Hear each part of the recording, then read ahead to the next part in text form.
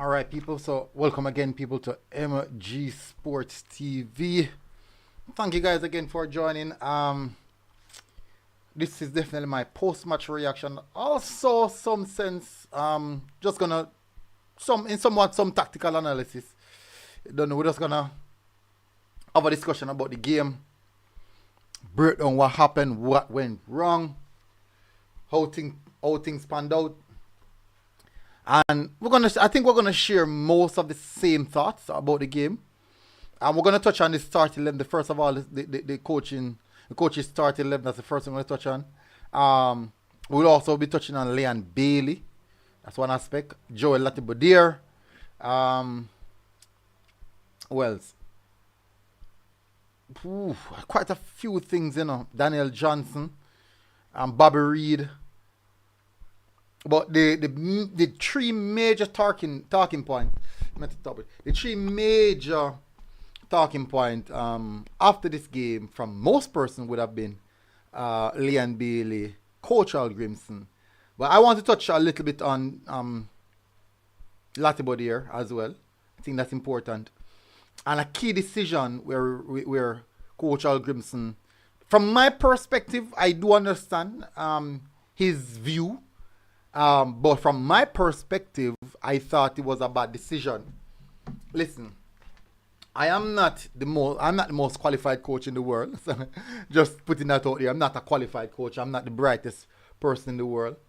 But from my view, the little I know about football, I thought that was a wrong decision. Maybe in hindsight, from Al Grimson, that he maybe would view it the same as well. Or maybe we're here speaking from hindsight that it never really materialized as I would want it to. But there's also some positive. I have to say there are also some positive that I have to say about the game in total. Negatives where fans are concerned. But there are things to talk. There's a lot to discuss in this game. There's a lot to discuss in this game. The thing is, I'm not sure where to start as yet. Let me start with the YouTube aspect first. Let me just go start a poll. Hopefully, you guys hit the like button. Hit the like button, people. Have you hit the like button? Just drop that in the comment section.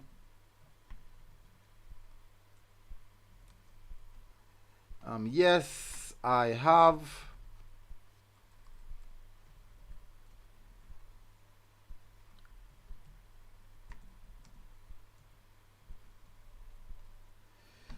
Good. So get that out of the way. I'm also gonna drop the link so you guys can come on to the panel as well. Come and share your thoughts. Let us know what you think about the entirety of the situation. I'm really interested. Really interested to hear your views on the game and what are your thoughts exactly on the game. As I said, people, I am going to give you my input, but I'm very much interested also in hearing your thoughts. So do not be afraid to tell us what you feel in the comment section. Keep it clean. Keep it clean. No need to be disrespectful. No need to use derogatory terms because me can't read out the bad with them. Me can't read the bad with them for many different reasons. I can't read the bad with them. So keep it clean. Express yourself 100%. You can express yourself. Less bad word. Less derogatory terms. Alright, big up yourself, Jeremy Magister. Javon Finley, big up yourself. Asian Deals and Marketing. Cleeks, big up yourself. Jay Thomas, big up yourself as well. Up and running MG, big up yourself. Asian Digital Marketing. Leon Bailey is an absolute failure along with Mikel Antonio. Time to move on from both players. Finley said his conversion. It should be conversion. His conversion rate is too low for our top player like Leon Bailey, Bobby Reed. Lost in midfield, I swear. Keandre said Leon Bailey missed the chances. Jackie Love TV, big up herself. Mr. John said MJ Leon Bailey to just relax and play the game simpler and choose his angles right. For example, he's on the left hand side and majority of the goal he has scored Majority of the goal is to his right, just roll the ball to the goal. Owen said Antonio Taylor, he was the one creating, and he is a striker. Bala Leon Bailey is is it psychological for Leon? I just don't know. Good question.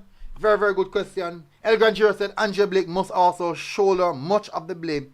It's time to bench him and let Wait tend the goal. I said the Champions Cup game them now, but I played. No, they are not going to be playing. Very, very interesting take so far. I have to say that's the reason why I said share comments. Jay Wayne, big up yourself. What going on, my bro? Yeah, man. I'm in the place, man. How things? Good. Disappointing game still. Mm-hmm. Nevertheless, we learn a lot from the game. Because I got to the stadium a little late, so I missed Leon Bailey's 2 miss as I hear. Mm-hmm. But my take on it was brilliance from DJ to pick out Bowser with that free kick.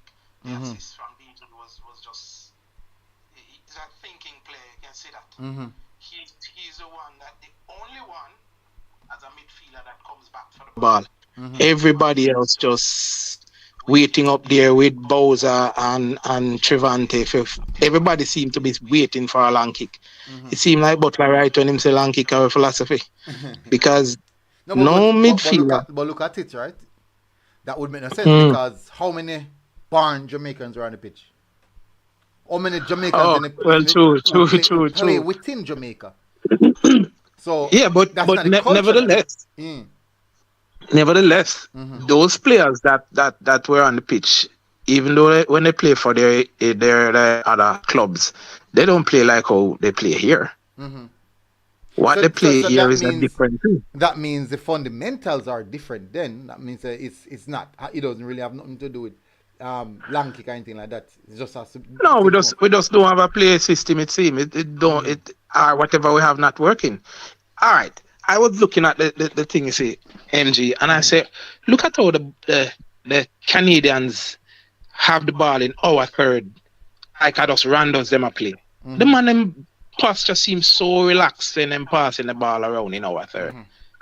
And I'm wondering do in our training, do we do randos? Do we do things like that where we can keep the ball under pressure and just make the simple right touches? Of course we do. So how we don't see that not even in our third, much less the third of the opponents. We don't have a chance in their third. Anytime we're on the ball, we are pressured off the ball and we have to come back all the way to Blake. I mean, look at it. I think for me, for that part of the game that I would have seen, I think DJ would have been the guy who would stand out for me. Because I've been saying it to my colleagues who were sitting in the stands, even before we met the true pass for that goal from Bowser, that him seemed to be the only one who is able to come back, take the ball, look, don't rush the pass, pass it, move again into space, collect it, pass it again, So I think he was probably had the best game for us. If I bet you 100% if you check the amount of touches he had on the ball, he is far superior to the rest of midfielders. Bobby Reid, I never see much from him in the game. Nor the other one. What the other one? We are 16. Brown 15. Man. 15. Yes, I don't see him at all in the game, and anytime I see him, he loses the ball more than he makes a positive pass. So he never had a good game at all either today. And if this is our showing at the office, then really and truly, we need we need to have some kind of discussion with these boys what the office is and what it means to us, because if we continue to give this kind of performance in the office, then you won't have nobody in the stands. Sure. Yeah. I heard quite a few. The thing is, first of all, even though it was the grandson, I think the atmosphere was quite nice. It was really, really nice. Yes. Yes. The atmosphere was Yes, because really, really nice. I have to give, everybody was hoping to see something, and we yeah. were quite anticipating because it's our pressure. Why the referee gave that goal? Yeah, The line. because I initially see more time we talk about it, the importance of fans in stadium and Yes, people are man. saying why MG no people it's very, very important.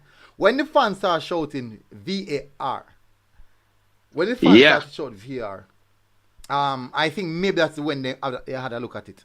Because once the flag Yes. go up and the referee blow, them done it right there, I done this, So the fans Yes. then start to shout VAR, VAR, VAR. VAR. Yeah. Yeah. And then now And when as the the ref run over to the VAR, we start shout goal, goal, goal, goal, exactly. goal, goal.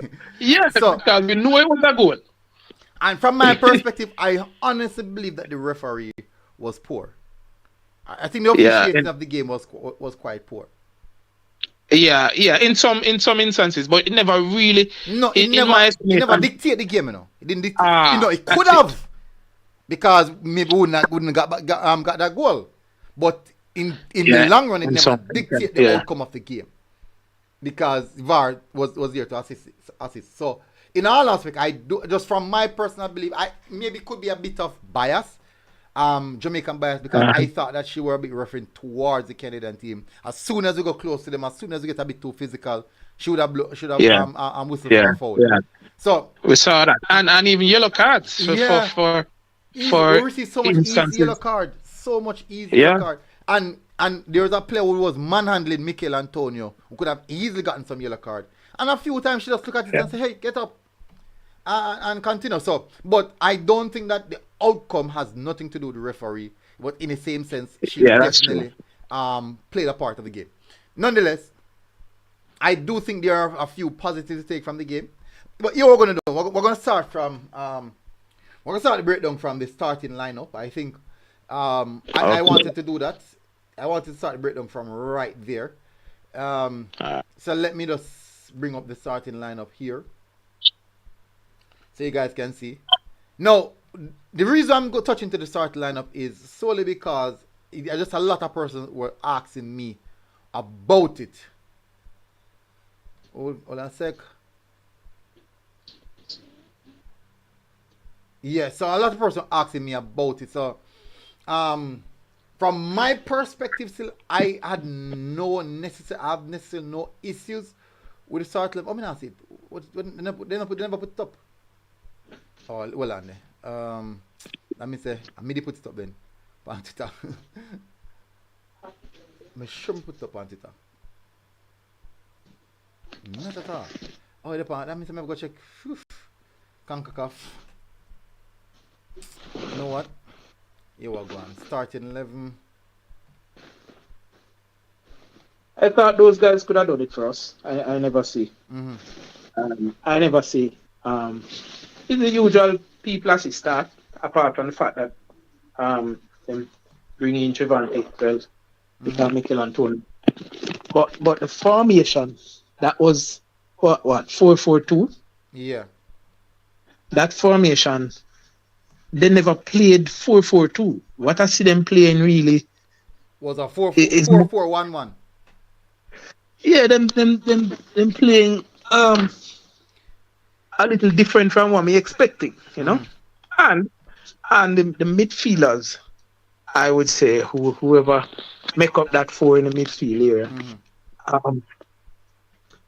I do them absent for most of the game,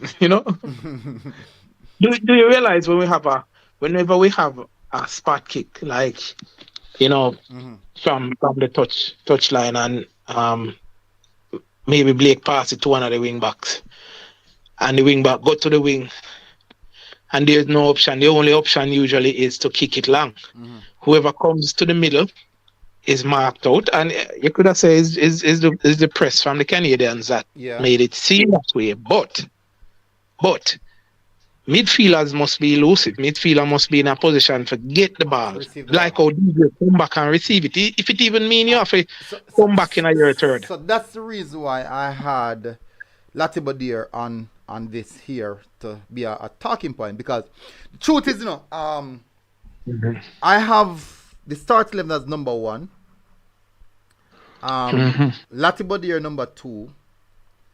Number 3, Al Grimson, because I think the Latibodier discussion is gonna swing right into Al Grimson. Yeah, direct to Al Grimson. Yeah, and then number 4, Leon Bailey as the last talking point. Then we're gonna open the call line so people can call in.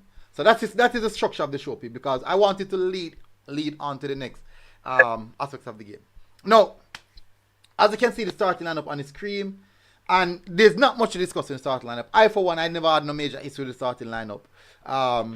Because I do think that Bernard and Lowe are very, very similar players. Very, very similar. Yeah. Just a bit less of the long ball from Damian Lowe. And I understand, because based on how the team play, I realize the reason why the coach opted to win for Bernard. So for the persons who are asking me about the absentee of Lowe, let me just get into it. Before I do that, we have a few persons coming on.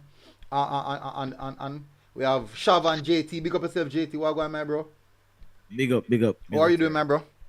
Yeah, man, I'm ready to get the coach fired. People hear that? Yeah, Shavan, what going, my bro? I'm here. Well, yeah, hear me clearly? Clear, man. Loud and clear. Oh, all right. Come and get the error message about some echo something. That's all. All right. So we're hearing it clear. All right. All right, So me just put the starting lineup up on the table. So I don't really intend to stay long on the starting lineup solely because I know for a fact we never have a problem with it. Other people will have a problem. Me not have a problem with it. Let me go tell you why I not have a problem with it. No. In the further discussion, you guys going to understand me kind of change the narrative of the starting lineup.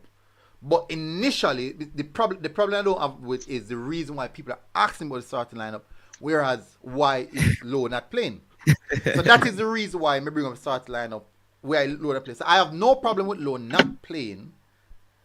But going further, I'm going to show you how I have a problem with how the coach select his starting lineup. And the reason why Lowe... Not all just starting lineup, but even the coach, the substitution aspect of it. So...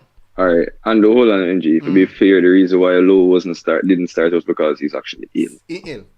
Yeah. Yeah, that's the reason why he wasn't started. The thing is, a lot of persons never know that. One of the reasons why I think that what we could have done, what the JFF could have done in that aspect is probably send out and said, Damian Lowe out, Bernard in for him, Damian Lowe out due to illness. You know, because he's a regular starter. Military. Mere people that beat the JFF last night say the JFF never pay a God him match fee, so God make rainfall whole night. Like the JFF has nothing to do with anything that took place today. No man. That has not that's what happened on the pitch, man. That's the pitch. That anything we say happen on the pitch is solely the coach and the players. This JFF done everything that they could do to facilitate the game being played. Them get them proper rest and get them proper food, then reach it in time, all that kind of something. Starballer get the Starballer treatment, quote unquote. Not gonna say it, but everybody get them everybody, and maybe that's why Starballer forget Starballer treatment, you know, right, Shav? Yeah, Starballer not forget Starballer treatment. Yeah, so it look like the Starballer treatment thing I mash them up. Anyways, all right. So with it Bernard in. As you can see, the coach did already mention it in the post-match press conference that Damian Lowe was not feeling 100%. That's one of the reasons why Damian Lowe was not in the squad. So where that is concerned, I have no problem at all. And as I say, whilst the game I played, I realized that the coach was deliberately trying to play out from the back. Even when the Canada team are pressing the life out of us, the coach wanted the team to play out from the back. Military, let me give you some statistics here. Between our two center backs, they attempted 30 long balls, 8 out of 15 for Dishard Bernard, and I think around the same for Ethan Pinnock. So, and Greg Lee again had about 11 or something like that. But it was a lot of long balls. So the playing out of the back 30, and Canada attempted. One of Canada center backs, I think, attempted 2. And it showed early on in the game when they attempted that, they saw that it wasn't working, and they quickly evolved. No, That's one of the problems with that's a coach. good, that's a very very good insight and especially analysis. No, if you look at how Canada was pressing us, would it be conducive to consistently continue to play the ball from the back based on how them are pressed with? And we don't have that. The most technical centre back, the most technical defender we have was Ethan Pinnock. Him alone, couldn't rely upon him alone. Because what you realize is that the Canada team was setting traps. That's what I realized with the Canada attackers. Them black off Pinnock, and Gregley, and force them to either go to youngster Lemby Kisa or Bernard. Bernard can defend, but he's not the most technical. So guess what them do? Them block off the two more technical players them and force them to go to those players. So you realize that Motesi Ball go swing to Lambi Kisa, play back to low, so we can go to and from during that time period. And then they realize you're going. If we continue like this, we are going to concede a goal. So guess what? I'm going to hit the press. Hit it over the press long. Unfortunately, the forward line never really prepared for the role for running. It looked like they never really prepared to do a lot of running. Big up yourself, San Cranky. How does the one facilitate playing out from the back with two centre forwards? Seem like such setup is intended to play over the top. No, the reason why I said it never set up to play over the top is the two centre forwards were playing very, very close to each other. At one point, they nearly touched head. All our centre forwards then play very, very close to each other. If they were another statistic for you, here, military goon. I'm giving you the statistics. Yeah, man, run them, man. Squad, 60 minutes played and 11 duels, and he got the ball 0 times. That's who? Trevante Stewart. 0 times out of 11 duels. So you realize that the long balls weren't necessarily working. But that is, let me tell you how that's strange still, because there was a particular long ball that Trevante won the long ball. He won it, so that statistics very strange. He won the long ball. I do remember that. He won one military one. Oh, okay, so that was the one he won, and he played 9 channel for Boza. No, the thing about it, no, look at this, no. Boza, stop run, because if that one actually got through, that got through.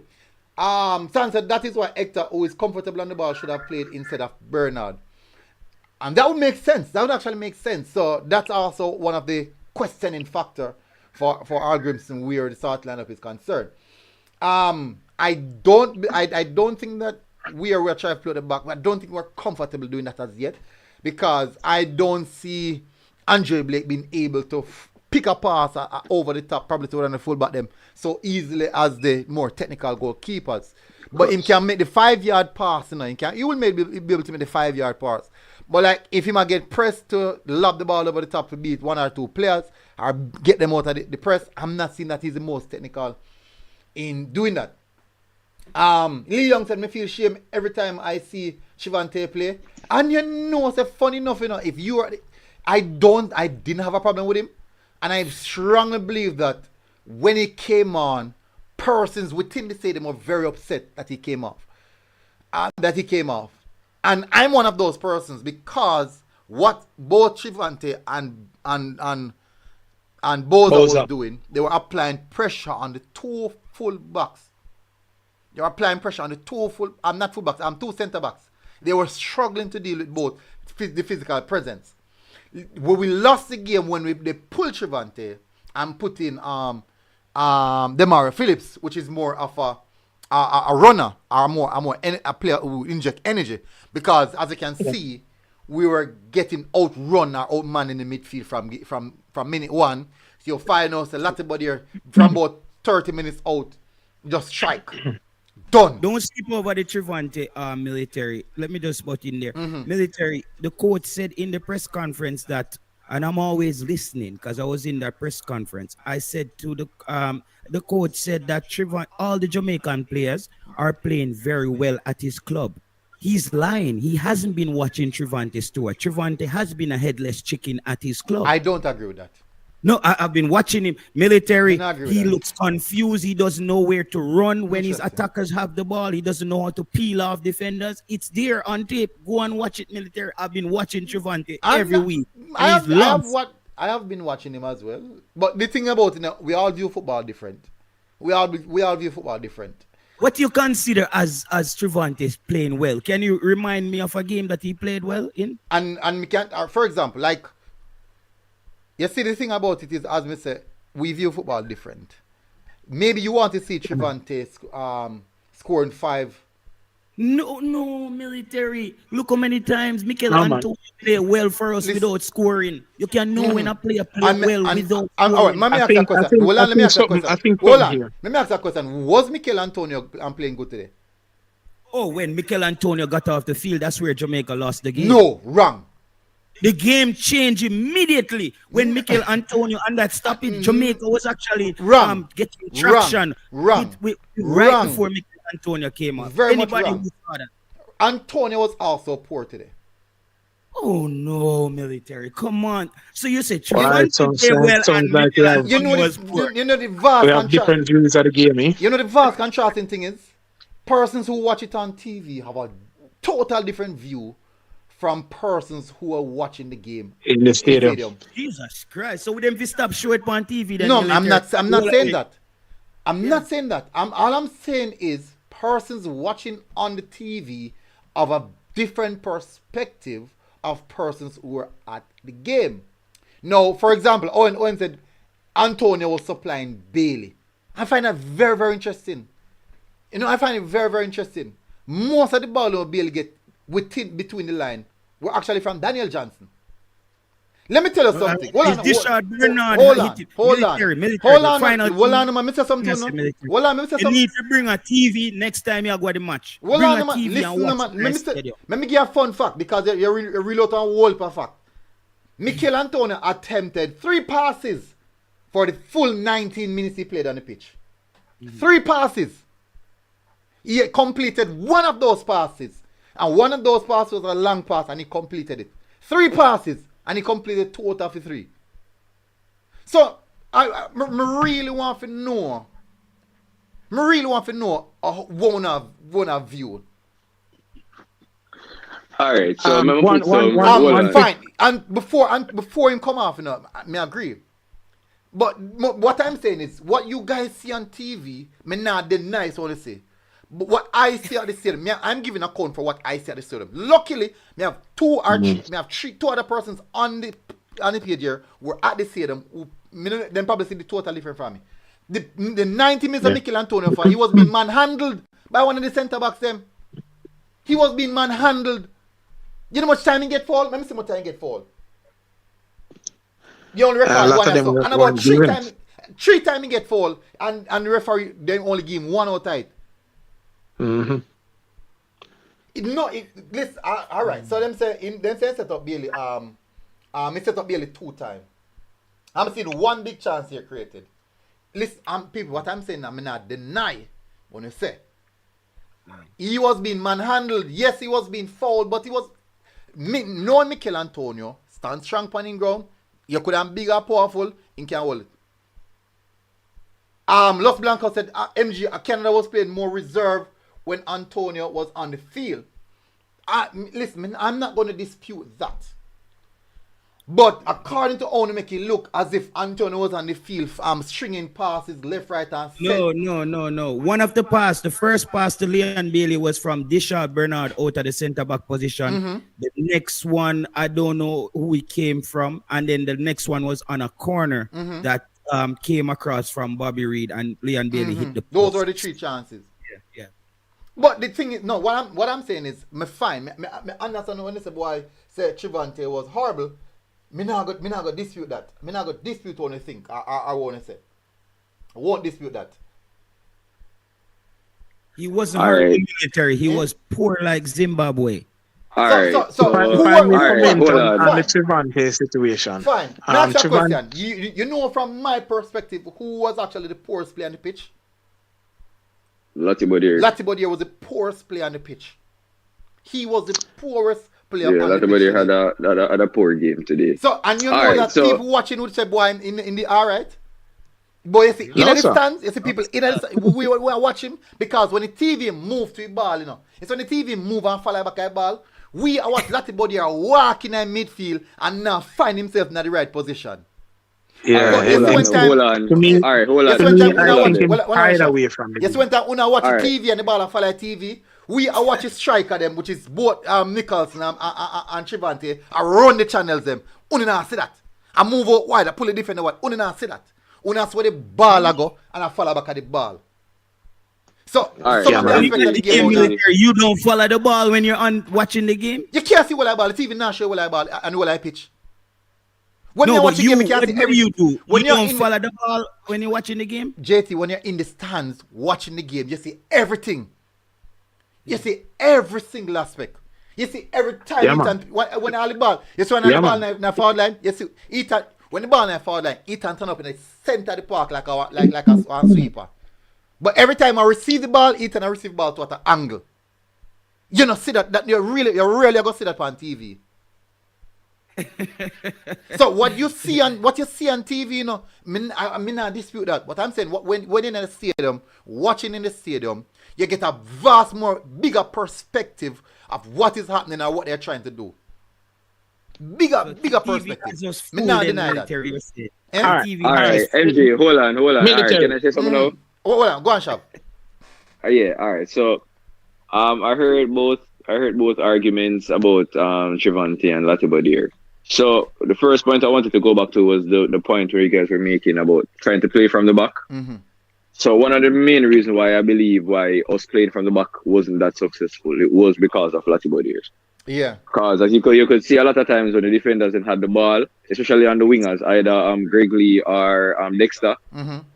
you know that first pass is usually either on the wing, on the line, touch line, And then or in the inside. center. Are the midfielder, right? Yeah, and Latibodier was never there. He's never Never. there. Never there. 90% of the time he wasn't there. There's So a me have to gap give- in the field for that. Yeah, so JT, so I think the reason why military is saying pertaining to some of the long ball, why they had to resort to some of the long ball at times, is because the Canadians realize that they don't have any pass. We don't have a pass in the middle, and they close the pass on the wing. Mm-hmm. So And that's they the set reason trap why to some go of the to time- the weaker Yeah. fullback in a Lembiki. So that's why you see if they don't go long, they have to go back to Blake, and if they go back to Blake, you're gonna start hear the people in complain. Trevon, I wasn't the one who went up against military with the No long man, ball in the no, West. he's speaking about the performance. No, I'm of just Trivante. speaking in general. I'm just talking in general. Yeah, You man, guys give your understand, yeah. No, what I'm saying is that, you know, I was only saying that the way people are saying, oh, he was poor, I just don't subscribe to that. That's all I'm saying. I'm not denying what you Trivante. guys think, but from You're my referring to perspective, Trivante, right? yeah, All right, military. He wasn't poor. He was economically challenged. He don't didn't agree. do anything, bro. I don't agree. No, MG, honestly, MG, I have to agree with JT because He was not that when poor. Trivante came on initially, honestly, no disrespect to the JPL, but he looked like a JPL player. Thank you, Siobhan. Thank you. Well, Thank you. if the, Like- Jay, All right, wait, all right. let's- Let me make a comment on Yeah. that. Trivante in the JPL looks supreme, you know.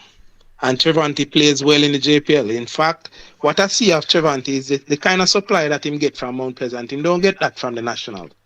You understand? So from the national, he's not able to play like him playing at JPL. It's not And it's not necessary. that- All right. I'm gonna challenge that. Sorry to cut you, but I'm gonna challenge that because Go ahead. I don't think it has something to do with the JP. I just think it's the players. Mhm. Because MG, we do let me remember ask that a one question. infamous Hold on, game. hold on. Hold on, MG. Yeah. That one infamous game where he played against a defender who both of us believe has a high potential of being a very good either defensive midfielder or defender. When he played against Romain Blake in that Waterhouse versus Mount Pleasant game, Romain Blake shut him down. Trivante had a horrible game. So I don't think it has anything to do with the league. I just think about the quality of the defenders that he may face. When he's Well, facing, I mentioned the league. Hold on. because- Hold on. because I just You know my commented hold on on, man. Hold on. Let me my stance clear. Let me stance clear. Fine. Me I watch a game of football today. 90 minutes of football. We have 3 strikers on the park. Three purebred strikers we saw today. Who are run. Three runners. What try get in behind and something there. That's Mikel Antonio, Trevante, and Shaman Nichols. And the goal of Boza score, that saving make people not on the back this evening. And the goal of Boza score, that saving. Because Boza walk more than anybody else. He man like the whole for walking.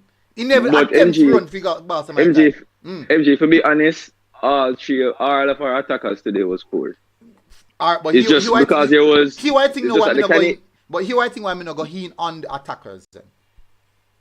And this is the reason why probably me view things totally different from probably most persons. See the attackers them, especially the attackers that we have, our attackers depend on supply. They're not the most technical. They're not going to go in a certain aspects. They're not facts in the box. They want ball at the feet where they can touch the defender and can score. They want score. So they want that ball, is when you can see a more effective Trevante. They want ball close to goal. They want ball close to goal and they can get off the shot. Remember the first shot of Trevante come off and get off. The ball playing in the channel. Trevante shimming body. Get it right side. But he just kick the ball and just go for too much power. Kick the ball. And then kick the ball. And then kick the ball. And then kick the ball over the new apartment building. Over the new apartment. But just to do that, it's not easy. It's not easy to do. But what I'm saying is this. All our 3 attackers them, if we can count the amount of times our attackers receive the ball in zone 14. Zone 14 is 5 or 6 meters away from 18-yard box or in the 18-yard box. That is the zone 14. If we can count the amount of time our attackers get the ball in that area, we can tell us we count. That is the weakness in our game. So guess what? The midfield is not supplying. Are they not getting the ball? So, the attackers not getting the supply or they need to be effective. Exactly. So this was what I got to know. True. So, this is what I got to know. So everybody was said, boy, this player was horrible, that the players were horrible, especially strikers. I cannot blame none of the strikers them for today. None of them. I was in the stadium and that's what I saw too. I can't blame none of them. All right. Because none of them we have no. The only midfielder they must not get the supply. The only midfielder up on the pitch that tried to do something, was actually Daniel Johnson. He was the only one who link up with the defender them, link up with the midfielder. Exactly my view as well. But guess what? Exactly my view as well. He was playing. All right, maybe that is from having a seat in a stadium because I see it exactly like that. DJ is the only man who was effective as a midfielder. All right, for be honest, what MG said it was correct though, JT. Because as much as we might say that the forwards weren't making run, well, you would have said the forwards were making that amount of runs when you were in the stadium. They were running. They were running. There was a time I think when the ball was on. I think it was Gregley's side. He had the ball to look up. Lambekisa wasn't in view, but on the next side, Leon had broken away. And when Leon broke away, because he was in my peripheral vision, I saw it. Literally, I remember I said, yo, why not pass the Leon? But then we have, but on the TV, you not go see that. You go see him just make a little simple pass, but the pass was there for Leon and he did make it.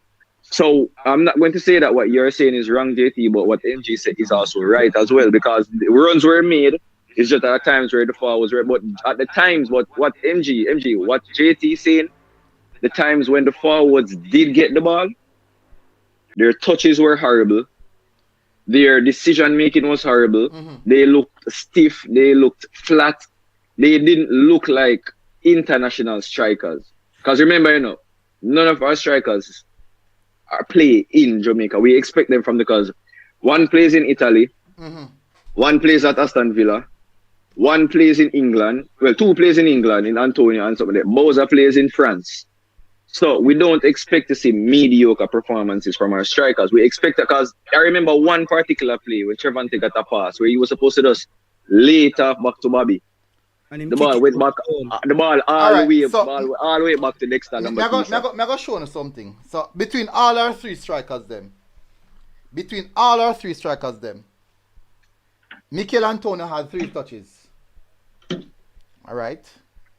Me go do something. Shaman Nicholson had 24 touches. And Boza played the longest out of all of them. And Trevante had 15 touches. Had 15 touches.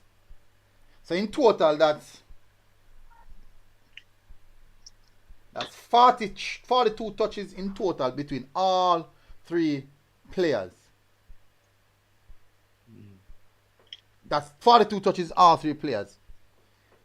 My problem is now, you see the touch them, what we have, the touch them we have, that are in a 1.5, or little bit past the half line, for strikers, that not good enough. That just not good enough. So we can beat the striker this, that rated, we can beat them bad till next year.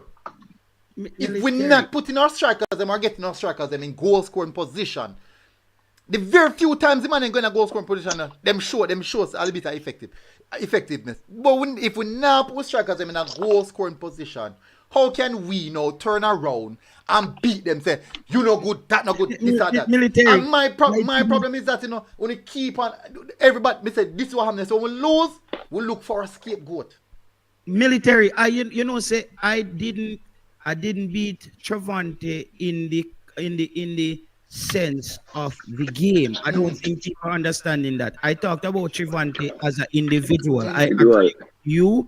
And I agree with Siobhan as far as our strikers not getting the ball in good positions. What I'm saying is Daniel Johnson, new name today is backside. He just goes back, side. No, JT. That's all Daniel Johnson do, military. JT. Back, side. JT. Back, side. That means Daniel Johnson didn't turn one time in the entire game, like how we see midfielders turn. You know, understand the game then, JT. Listen to this. Let me say. There are midfielders who does back, side, but they're waiting for the space to open up to them, push up in the space. Me not, why? It's something we blame Speedy Williams for all the time, and where he just does the pass and note. Daniel Johnson did not turn around one time and push the play for. I don't agree, because Daniel Johnson has one big chance created and one key pass.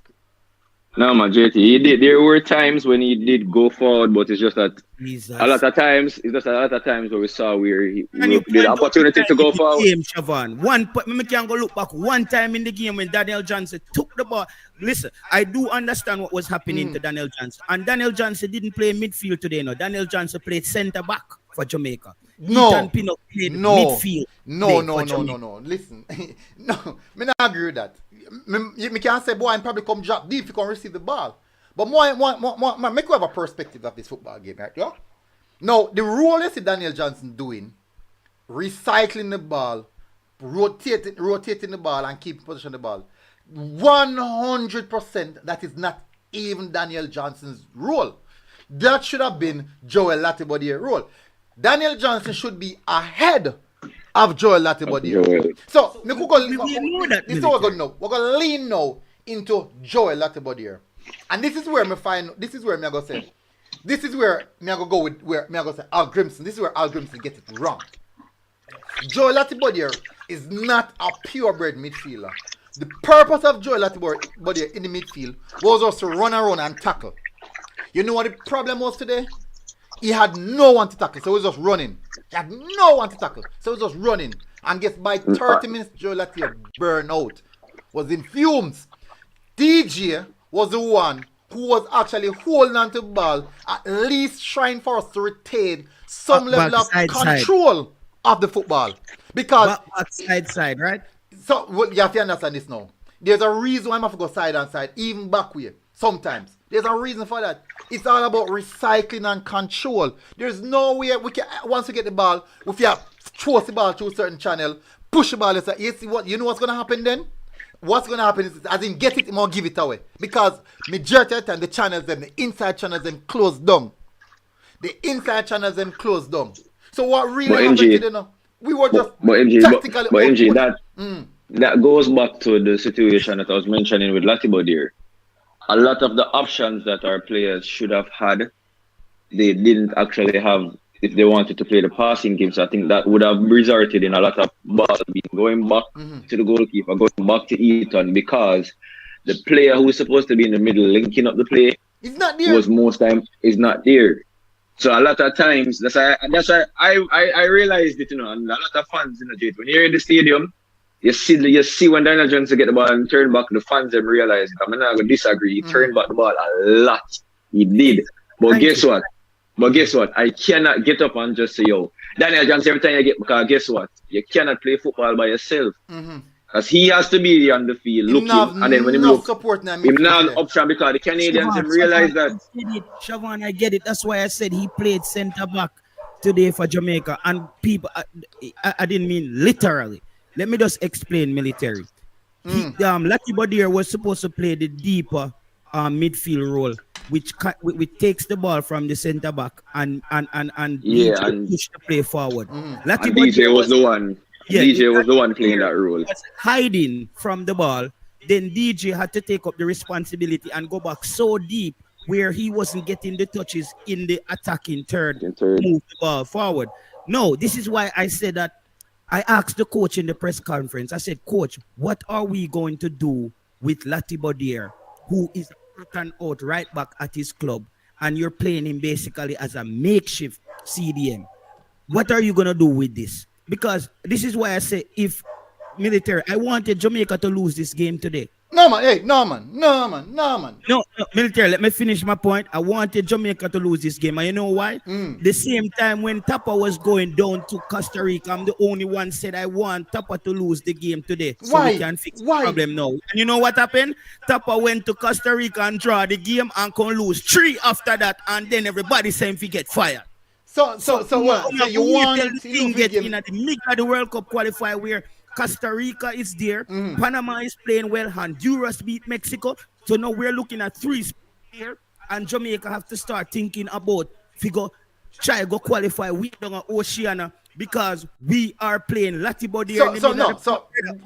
So why would you want? So Jamaica play Canada. Why would you want Jamaica to lose the game? Me just don't understand why. Give me the reason why. Because we need the coach to come out and delusional mindset and understand that Latibody cannot play there. We cannot continue. Military, as I said, is like you drive from Kingston, go to Mobile with a spare tire upon your car. I say, well, you drive all right, but it's a spare.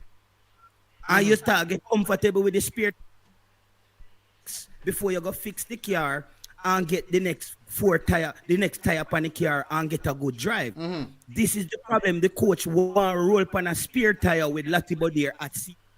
And if we did win today, he would have think it can work. It cannot work. We look on the statistics against the big teams. So, USA, we understand the point where I come from. 3 we pick up from Mexico today. 2-1. But me say, JT, me understand the point where you're coming from, I understand the point you're coming from now. But does that still constitute it to you to want to lose the game? Yes. Sometimes you have to lose so for people to understand where we're going. Listen, military, when Elon Musk took over Twitter, him fire one whole and people said, oh my God, he's going to lose sponsorship, ads, and everything. But guess what?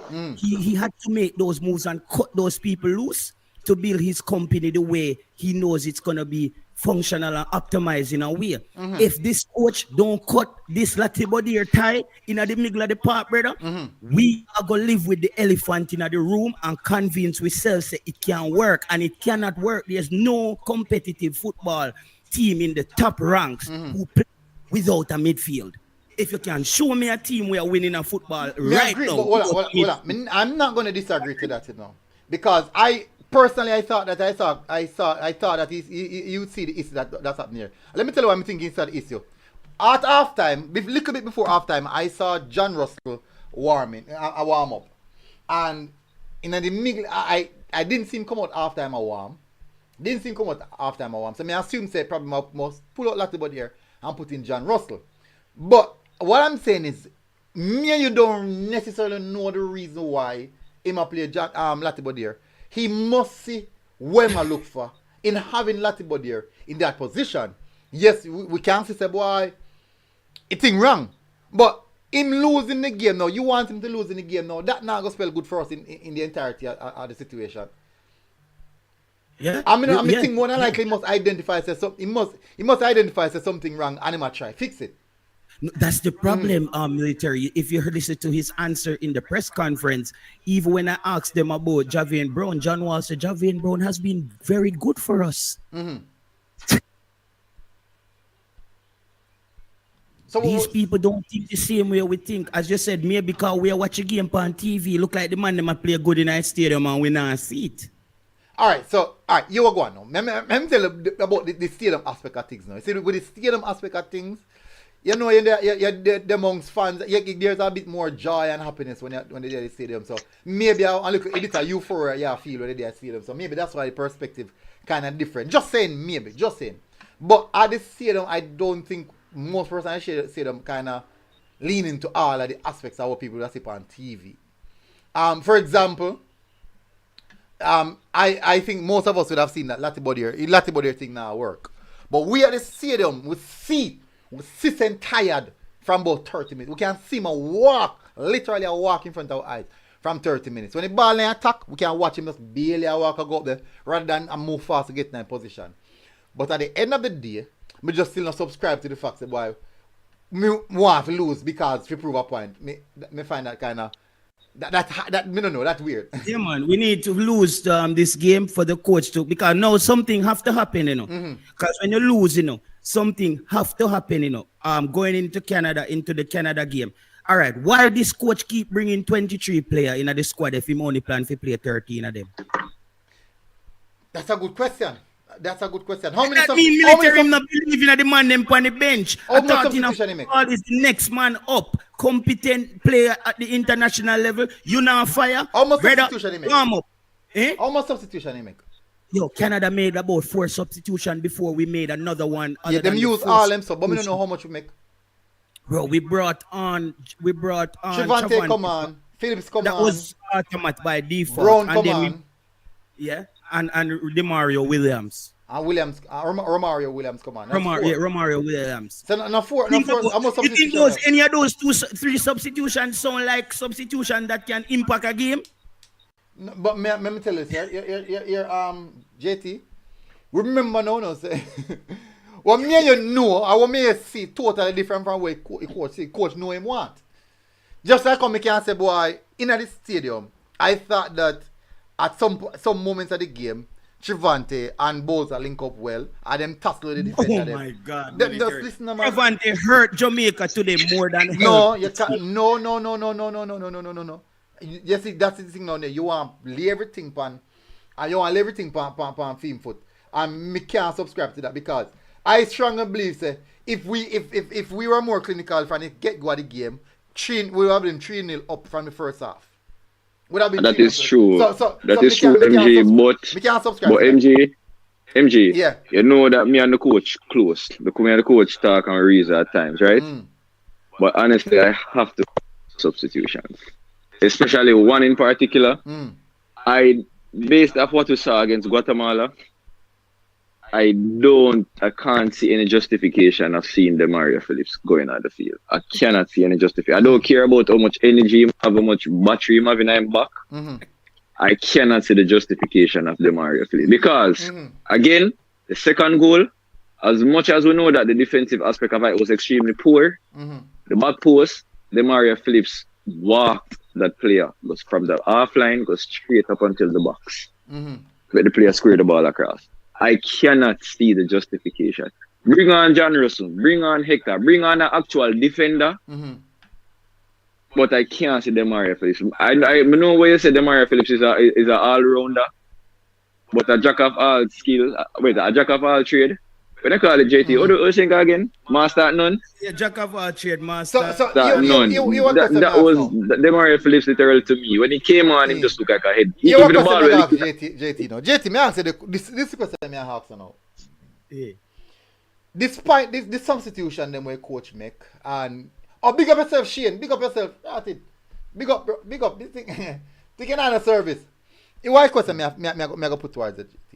What is the problem you have? Is it the players, the substitution, how we play, or the coach? Where you think So, went wrong today? What exactly went wrong? Let me give The you. players, Let me give you. the substitution, or the coach?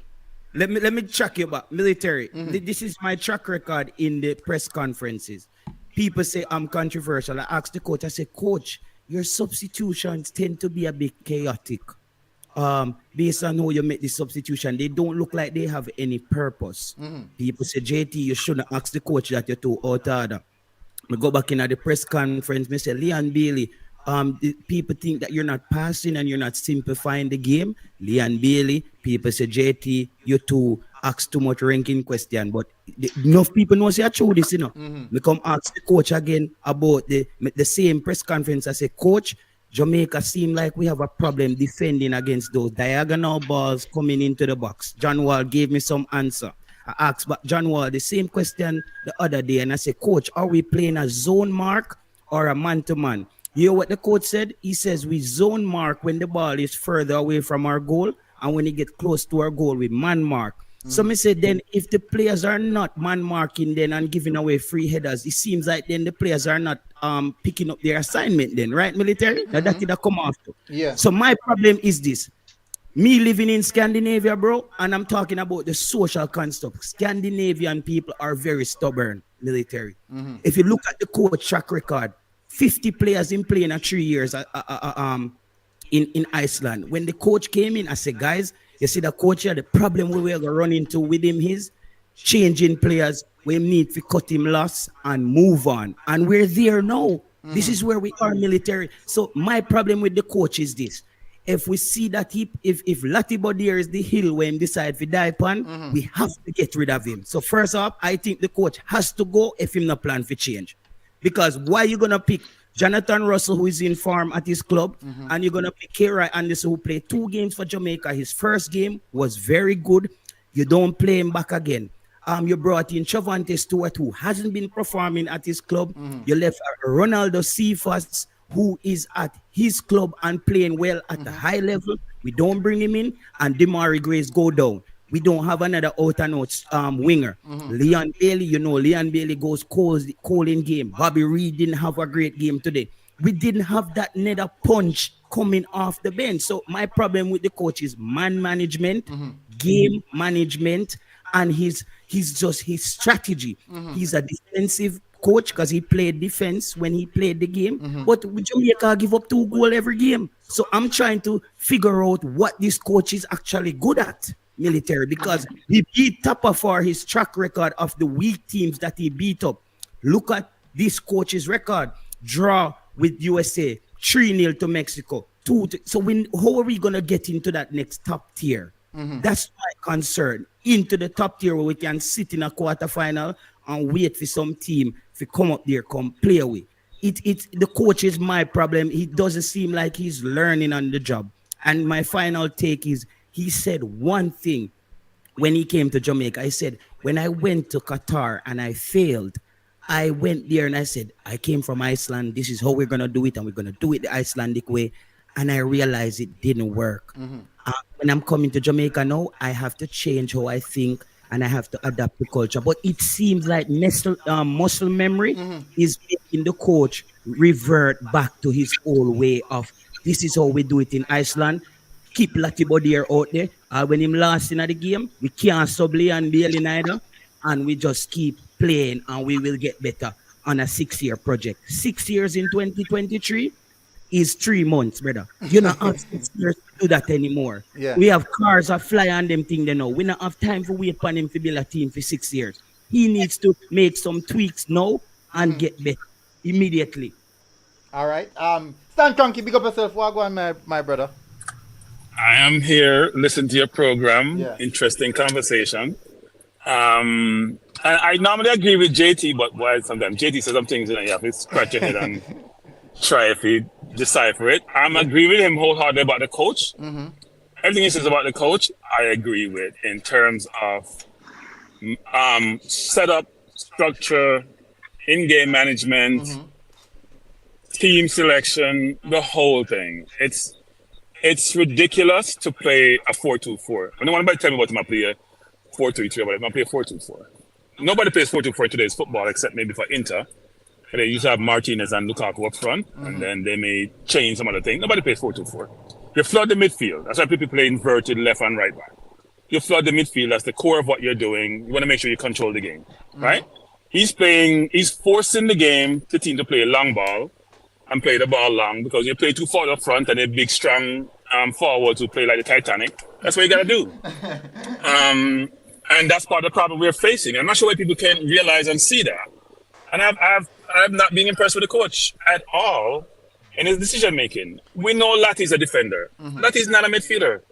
None of our midfielders can dip their shoulder and turn, leave the defense behind, and create space. None of them do that. DJ wasn't playing earlier in the coach's tenure. He just started playing the other day. He wasn't playing him, and he's his best midfielder by a good mile. And he's playing Latty continuously, and Latty's not a midfielder, and it's very obvious. Part of my frustration with him. But if you look at the game today and you assess the game, first of all, defensively, we started out decent, didn't play well. Pinnock make bad mistakes a couple of times, which cost us. We keep playing Javane Brown, don't ask me why. We isolate our defenders sometime, our wingers, we don't provide enough support because we only have 2 midfielders and our forwards are not coming back. We don't progress the ball. People talking about playing the ball through the lines to get up front. You got to have midfielders to do that. You can't do that with 2 midfielders. They get marked out easily. The forwards are all up front. And how's the ball going to get to them? Who's going to get the ball to them playing short pass if you're playing 4 of them up top? You got to go deep, which then means there's less probability of the ball reaching its destination. So I am very frustrated with the entirety of what transpired. I think putting on Stewart, putting on Phillips. I watched Phillips against Guatemala.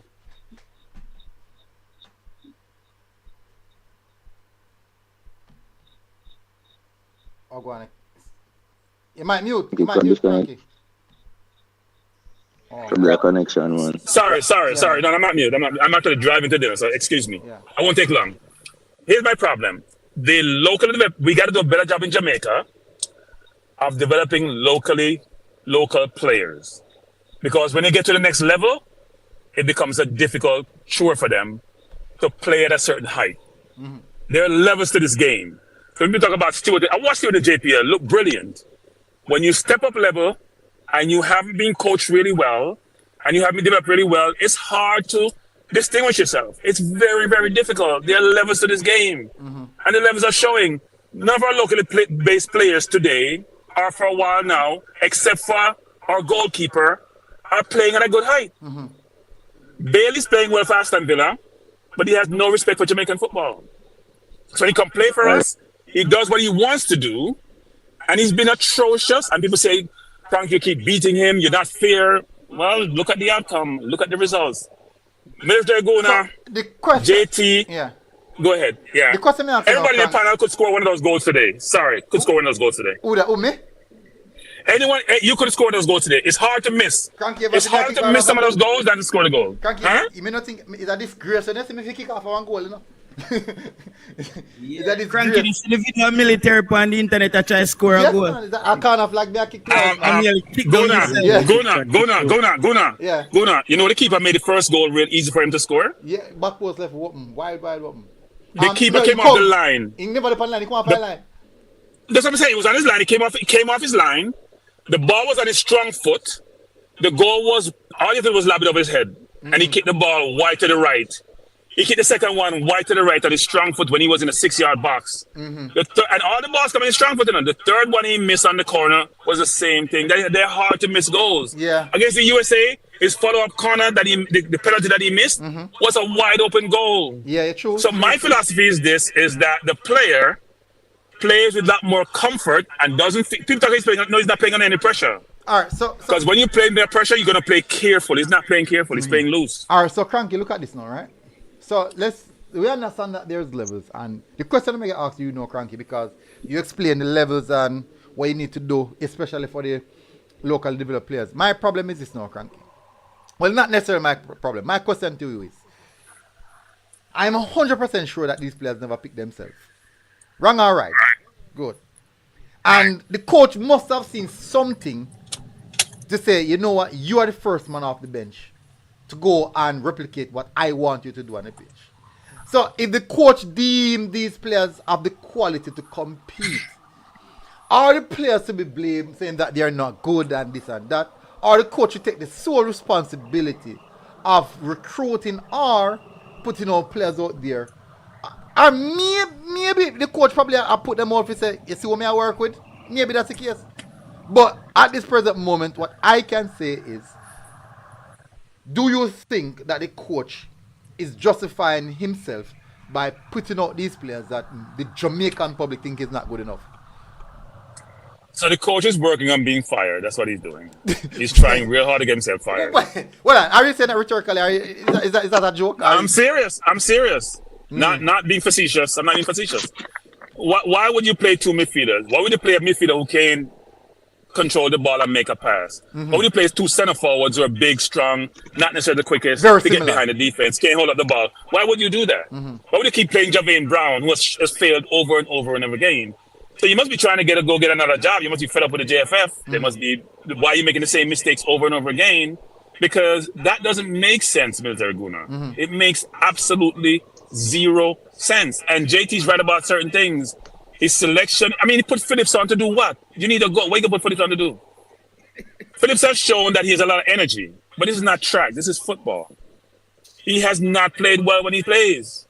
I've watched him numerous times now. When he gets a chance, he tries hard, don't get me wrong. But I watch him against Guatemala, and you're right, Vinegar Guna, what JT doesn't seem to recognize. When you're at the game, it's different from watching on TV. It's totally different. You know why? Because the games look simple on TV. You're watching from a top-down view. You see all the space where the pass must be the game too simple. So make a mistake, you're like, why did they make that mistake? You're not seeing a lot. You make your decision about what you want to watch in the game when you're at the game. You follow the camera when you watch it on TV. And when the camera takes you, it's a different look, right? So I don't disagree with you about what you saw or people what you saw versus what was on TV. And my last point is this, is that if the coach doesn't change, then he has to go. Question no, this is a question I ask.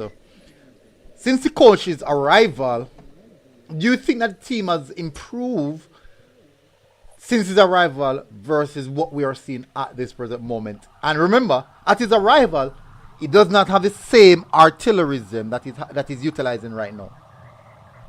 So the coach, it's been unfortunate. A couple of things. One is the coach does have competition for places at our position, which is not a good thing.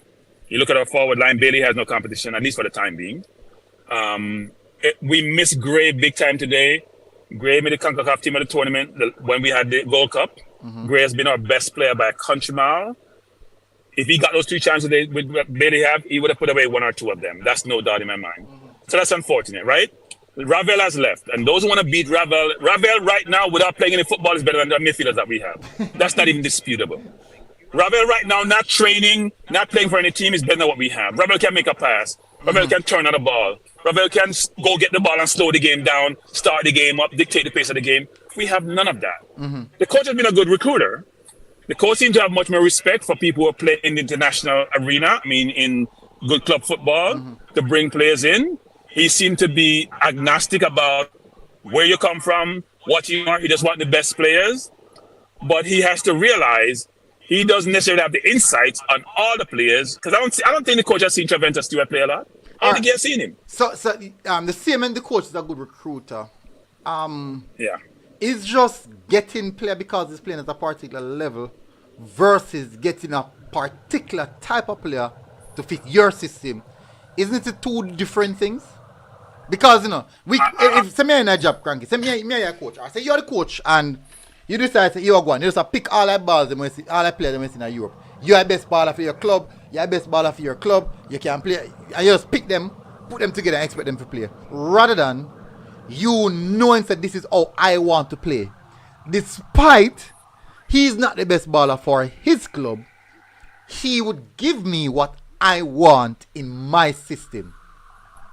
I don't think we have the volume. I don't think we have the volume of quality to make some of those decisions that you're alluding to, which is you're saying, first of all, he has no system and no style of play, sorry. And it's just long ball. He doesn't have one. So I'm certain I haven't seen a system or style of play except take the ball, kick it long to my big forward and try to go do something. I haven't seen a style of play or system. He's not trying to do something. I don't see triangles forming all over the field. I don't see you focus on one side of the play. I I don't see you setting up to get the ball to certain players in certain positions so they can most effective. I haven't seen him have a startup player system in play, so I can't talk to that. What I can say is what you're going to do is you're going to get as much quality as possible in terms of volume of players to then allow you to choose who you want to fit your system. And I think he's doing that. Now, as everyone has alluded to, he has done a good job of trying to have the same players be part of that construct, but he needs to get more players, and I hope more is coming. But he has to get players, at least 2 players in every single position, to then say, you know what, you're not playing well, I got to make a change. I want to make a change, I'm comfortable that a player I put on the field is going to be able to produce. I don't think he has comfort in his bench, so he's not confident when he makes a change, he's going to get an outcome. Look at put on today. Stewart, Phillips, they didn't really do anything. Yeah, but look, they're not going to be effective. I agree with that, but look who else was on the bench. And I thought Hector and the kid I interviewed later should play. The kid and Hector should have gotten a chance. Look, Hector to me, you know what Hector should have played today at centre back? Because Hector has played in the midfield. Hector is confident on the ball. When he played the other day, when he got the entire game, you saw when he passed the ball from the back? So, even though the competition was less? Yeah. So from that perspective, if you want to play the ball from the back, Ethan Pinnock and Hector would have been the ideal partnership for that. That's what I said, and I told somebody that, and they were telling me something. I won't say who I told, but I told somebody that, and they was like, no. No, I would agree with that. But I've told somebody it should be Hector, and the person said, no, the team is going with Bernard, and I was smiling, saying, okay, fine. Here was one of the scare about it should that. Be Hector. Here's one of the scare about that. Ethan Pinnock is not fast. Hector is not fast. Both of them are very, very, very slow. The problem with but go now. Where have we seen speed required in any of these games? Well, true, no, but real. I thought Ethan Pinnock did a brilliant recovery run today, still. So and then he got beaten badly too in the first one. That what's his name should have scored. Yeah. He ran by him. But I'm saying it's not like we play such a high press like a Man City does or Arsenal does or Liverpool does, where the ball's gonna get behind me and I can't recover. We're not playing that high press. True. You play a half-hearted press. It's like sometimes we don't even press at all. We fake press. That's why Lack is always out of position because he fake press. We fake press. Imagine that we're pressing. Yeah, we're not pressing. You gotta press with vigor if you want to press to get the ball back. Like how they press, like how Canada pressed us, right? Canada press wasn't the most difficult press, No, people saying Canada press. They cut off all the angles. They cover all the spots. No, what they did not Cranky. Yeah. What they did not Cranky is that the reason why it looked like they're not really pressing us now, but what they actually did was they were pressing us on certain shots because they didn't want the ball to go to Pinnock nor Gregley. They're forcing us to go to the right hand side, which had Lemby Kisa and Bernard. So you realize that most of the time Lemby Kisa and Bernard will receive the ball. I think I lost you, military. Yeah, you hear me? Yeah, I'm here now. Yeah. Yeah. So what they did, they set the trap. So that's the reason why even when time you see them you say a fast because they still play the ball. Was actually they set the trap because they wanted Dexter and Bernard to be on the ball rather than Ethan Pinnock and Gregley. So then cover up that left hand side there and force them to make the pass to the side there. Then them press again. And that forced them to go back to the goalkeeper where Andre Blake have just sit it long. Yeah, but here's the thing, Military Guna, because game is about change and counter change. So if you're doing something, I have to adapt to it and try to counter it. And if you change, I change again. We don't do a lot of in-game changing. But we don't have any strategy, Guna. So what are we changing? We don't have no strategy. Do you see any? Can you watch us play? When you watch Man City play, when you watch Arsenal play, when you watch the US play, even Canada today, don't you see a strategy on the field you can point to? Yeah, don't you see a strategy about how they play defense and play offense? Don't you see a strategy? Just like I explained to you how they were pressing. That's actually strategic. Yes, exactly. Alright, so what they did was, you see, for Alfonso is, despite Alfonso on the left hand side and sometimes on the right hand side, Alfonso actually play inside the midfield.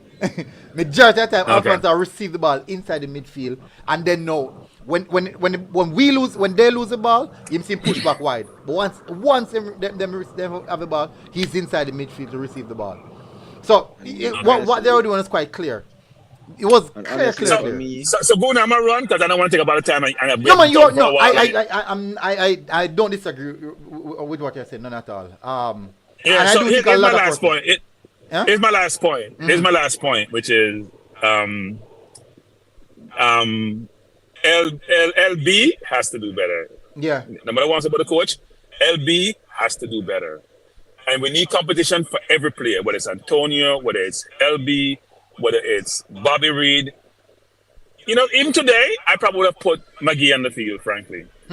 At some point, I would have put the number 10 in the game, try to get the ball to my forwards in good position, because nothing else was working. Lati should not be on the field. So I watched Maggie play against. I went to the game against Guatemala. I watched Maggie play now. Maggie has touches. Yeah. Defensively, going to be challenged, but Maggie has touches. He has touches. Yeah, he has touches. And he has very good passing ability. He has a real good. And he has vision, like you see with German. He has that kind of vision. So and you need that in games, right? And we don't have any of that. So why wouldn't you try to get some of that on the field at some point? So anyway, I'm gonna run, but sorry panelists, sorry I dictated down the conversation, but enjoy. No, Thanks. man. Bless up, Cranky. Bless up yourself. JT, you're cool now, JT.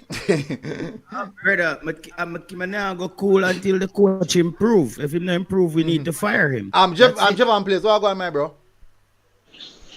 Yeah, no one. What's your thoughts on the game today? Boy, I agree with going back to Iceland. Why? What's the issue? What's issue you're having? This man don't know what I do, as far as I'm concerned. From he starting 11 come out.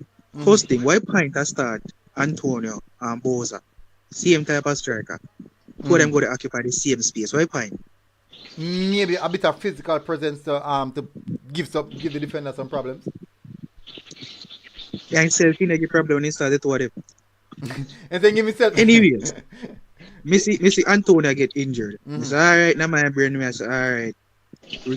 Me not my brain, me I say the sub if you make obvious, so a midfield have to come hard. Put on Anderson, put on John Russell.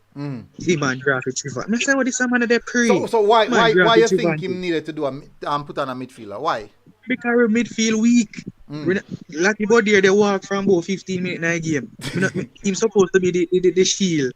The shield, the defense. I know me not see him. Me don't know when did they play, me don't know when did they. You see man draft with Javante if you what? Me not see Pine.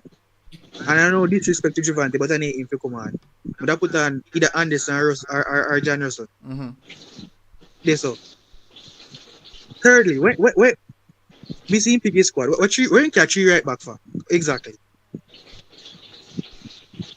But me don't know. If he's like he out in depth. Alright, so for let me give you something to people for the full 90 minutes. Lati Badir only made one tackle, even though it was completed 100%. And he was the one shielding our defense. The defensive midfielder make one tackle. Yeah. Me don't know if I son get me in Arwa. I know used to son Arwa. Me don't know, but he didn't miss him. Alright. So there was sometimes when I saw where we was making some tackles, even when the Canadians would have missed up on the ball, somehow they still got the ball. So I don't want to make excuses for anybody, but as what Javon just said, the sun probably. I'm not going to lie, the sun was brutal. I'm not going to find my skill, but I know the sun was brutal. So I know for them playing, and a lot of them probably don't used to it, I know them training that particular time. No, them can't use the sun as a shove. Them train sometime 2 hours, sometime 1.5 hours. No, 11 MG, a.m. You realize what I say? From every day. So that's what I say. No, MG, you realize what I say? Man. You realize what I say? I am not using it as as an excuse for the players. I'm not saying that. But I know that it can be challenging. But I'm not going to say Latibodier had a good game. He had a poor game. And MG, you know, say I actually rate Latibodier. He had a very poor game today. I was one time my first like Latibodier, like the issue with me have now and me I stands before I go back on the field was me hear people say take off Latibodier and put Maggie there. That's where be kind of puzzling to me because I'm like, when Maggie are going to do different from Latibodier? Like Maggie is not going to tackle. Maggie's not going to tackle in the midfield. So Latibodier wasn't tackling, but putting on Maggie, I would have said the most favorable change, as well we see what I thought the coach would have done at halftime, was Anderson or Russell. Honestly, I saw both of them warming up, and I was like, all right, then Latibodier come off. But he remained on the field, and I was like, kind of, and again, it goes back to the selection, because again, the whole selection, not just the starting 11, from the squad selection as well, because we only had 2 winger in the original squad that was selected. One came out of the squad, unfortunately, and Leon was the only one. So as much as we wanted Leon to say Leon wasn't have a good game, a lot of persons would have wanted to see Leon get pulled. There was no other winger there. There's literally no other winger there, so that's the reason why. Probably because the Guatemala game, I saw where he tried Demario on the wing, kind of puzzling because I don't know Demario's been a winger. So yeah, that's why I can understand why persons would want to question the coach's selection, because to me the substitutions were poor. The squad selection from initially was a bit puzzling. Javon just made a good point why there was three right We can ask a question now. Can we really beat Latibeaudiere as a right back or centre back playing being put in the position of a midfield? Should we really beat him about it? Kyle, let me ask Kyle a question. Kyle, big up yourself for Agwan. Yeah, man, I've been sitting down here waiting, man. Me I got you. Like how you wait so long, me I throw one good question at you right away. Right, fresh up. You don't ever play cricket and Hold on, wait. First thing you know is hold the question and let me just speak my mind on what I saw, first of all. All right. Well, I'm more the question. Me have to go write down question because my brain no good. Write it down. Yeah, the first thing that I'll say is like people taking an opportunity to basically beat beat Latibeaudiere. I mean, and the coach. I mean, I hear people talking about we don't have no plan. You know, we are playing ear balls. Latibeaudiere should have been gone a long time ago. Blah blah. Listen, we played the last game we played. We didn't play any ear balls. We played Haiti. You know, we had a game plan. Latibeaudiere played decent. I mean, come on. Listen, I'm not saying that the coach was perfect, you know, because believe me, I believe that he got everything wrong. Everything wrong. And guess what? If Bailey had converted in fact, one chance, it's a different ball game. You know, we leave with a point. You know, people acting like if this is the worst game that they have ever seen, and we were basically totally outplayed. I mean, that's the impression that I'm getting. Basically, you know, I think it's adrenaline and just the defeat. I don't know where this is coming from. You know, the coach must go. Give me a break. If Bailey scored one of those chances, we'll leave with a point. Yeah, as bad as the coach was, because the substitution was crap. You know, like Cranky, I believe McGee should have been given a chance in this game because we needed a passer. Granted, people saying that he doesn't tackle. Listen, it's a different McGee I'm seeing in the States. You know, he has improved with his tackling, but hey, maybe at this stage he needs time to adjust. Travante Stewart now. You know, again, how many games has he had with this senior team? You know, he needs time to acclimatize like everybody else. Not in the senior team though, at his club. I'm talking with our national team. How many games has he had with us? But he's not playing well at his club either. Boss, answer my question. Not a lot. I think about 6 or 7. Right. So let's be fair. He needs time to acclimatize with these boys, right? I mean, all I'm saying is, listen, let's give fair justice. Antonio got injured. You know, we bring on this guy. He's trying to fit in. You know, our midfield was non-existent. So here comes the ear balls. It's not something that we do every day. Latibeaudiere should have been subbed. I mean, you know, the coach basically got a lot of things wrong. But still, if my boy Bailey had converted one, we'll leave with a point. The game that be different. Kyle, if money did make pantry, everybody would have rich. We can't. Right. Fine, JT, but I'm saying dispense your justice fairly. You can't say, yo, let go the coach. This man must dash way. Come on, bro. But did you hear what I said, Kyle? Because I say, yeah, man, no, Kyle. You disagree with everything we said. No. Listen, one thing I give you credit for, you know, you ask the questions when nobody want to ask. So, you know, big up for that. But yeah, you know, all I'm saying is let's dispense our justice fairly. So when we realize with JT, you know, JT big question side, you know, is not necessarily over the players them head now, because JT would have analyzed all the players and understand what the players them have to offer. JT big question sign is over the coach's head, because if everybody has a particular thing, yes, the coach should be seen differently. That's what I'm saying, Kyle. My thing for one, to understand, if you're running a company that's failing, it's your job. You are failing. Huh? No, it means that you are feeling if the company are feeling you feel so. yeah, that's what I say. If you are the Hold CEO up. of the What company, is everybody seeing? You tell me. Is everybody saying that Latvia is crap? we're seeing that. Not listen. We're not saying He's that. crap We're not playing in saying midfield. Latibodir should be kicked out of the team. You know, we said what I'm saying is Latibodir is a out and out right back or a centre back.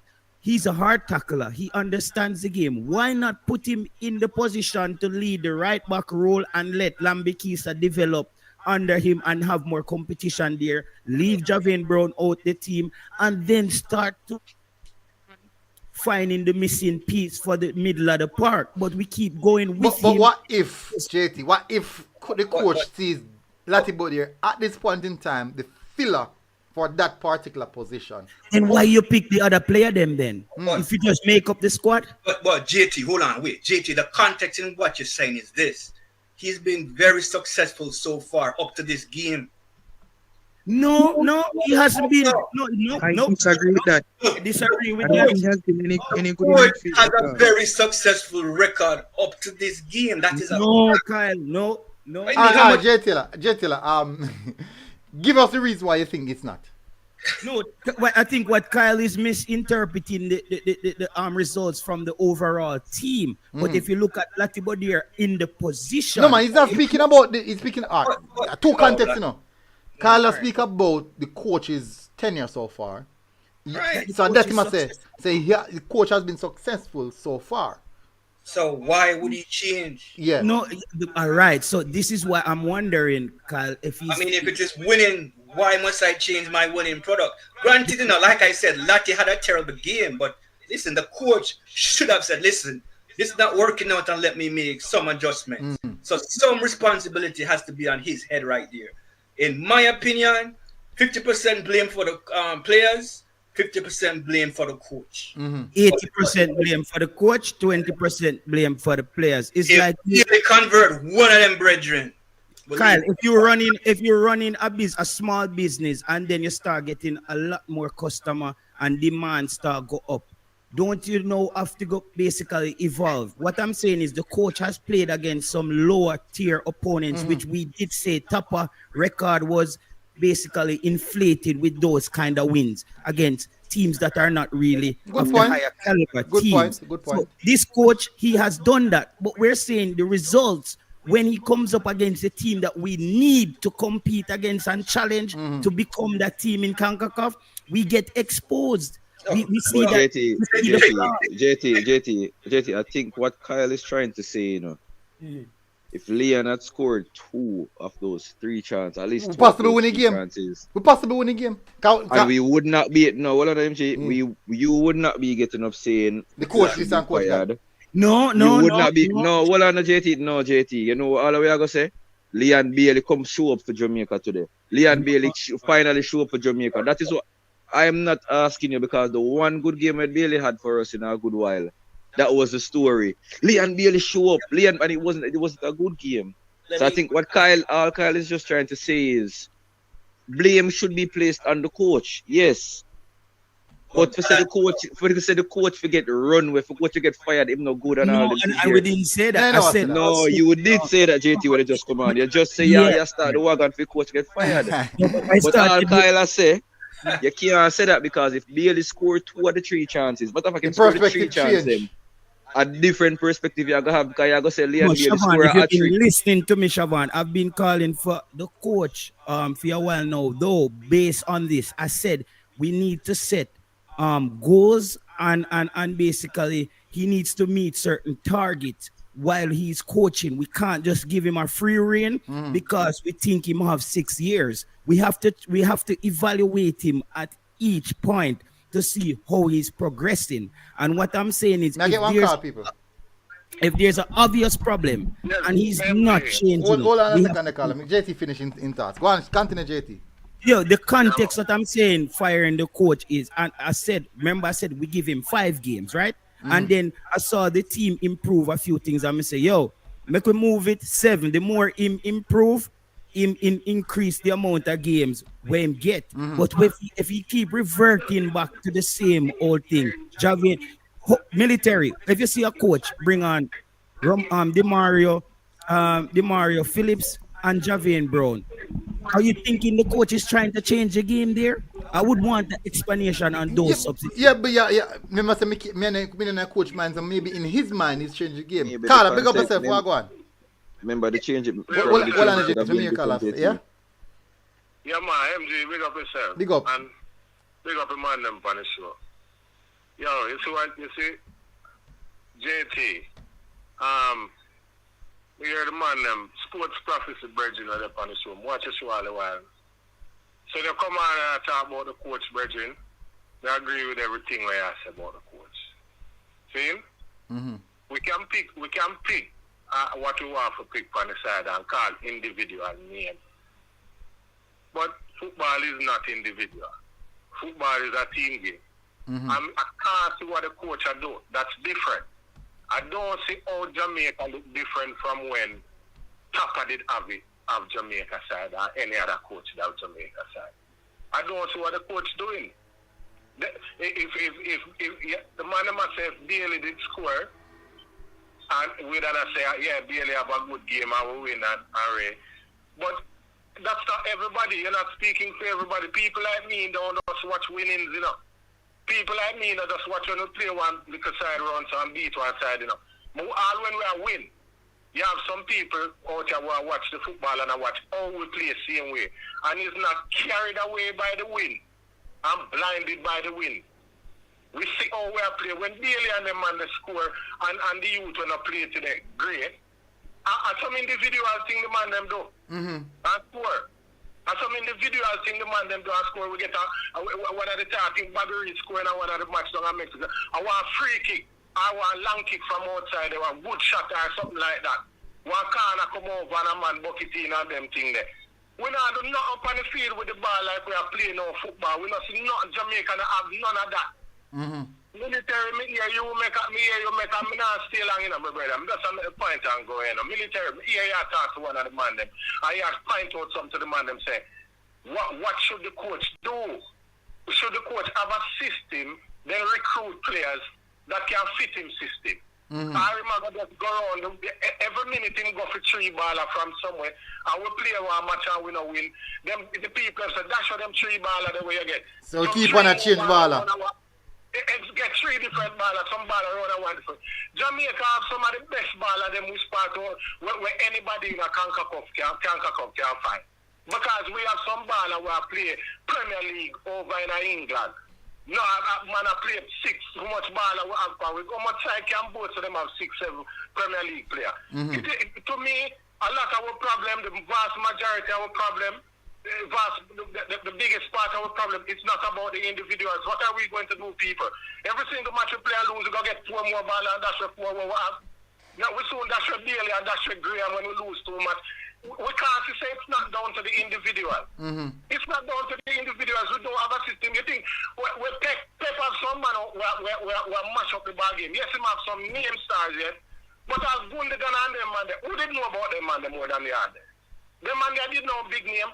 Pepper get some man and I put in a system. Look at the youth are going to Chelsea, the Jamaican youth. So with Jamaican youth there. We left Chester, we left City and Ghana Chelsea. Cool, Palmer. See, you think say when the man played on a City, the man look like a world star because of how Pepper use him in a Pep system. Him go somewhere else, the system not as well oiled as Pep. Him don't look the same. Mm-hmm. You know, see, him don't look the same. System, we underrate system too much in Jamaica. A coach might have to go back up and go on. Because I'm not seeing do nothing different. Yeah. Yeah, man. Yes. Thank you, MG. Alright, big up yourself, boss. Big up yourself. People, the calling number is pinned in the comment section if you want calling. Raymond there, big up yourself. Thank you very much for the super chat. Massive appreciation, my brother. Same results as the previous coach Tapa Whitmore. This type of football will never qualify us for a World Cup. We can't beat El Salvador, Guatemala, Costa Rica, and Honduras when it actually counts. Can't put passes together. Big up yourself, Raymond. Big point. So, in my little 2 points, I'm saying where if we just keep on, we just feel like, say, boy, all is the baller, the problem, all is the baller. Shav, Yeah. From where you sit today, what's your understanding of what we were trying to do? Tell me where you sit. Tell me what you think we're not trying to do. Or we're not trying to play football today. Honestly, I saw spells of us trying to play from the back, but the midfield wasn't connecting as though a possession-based football.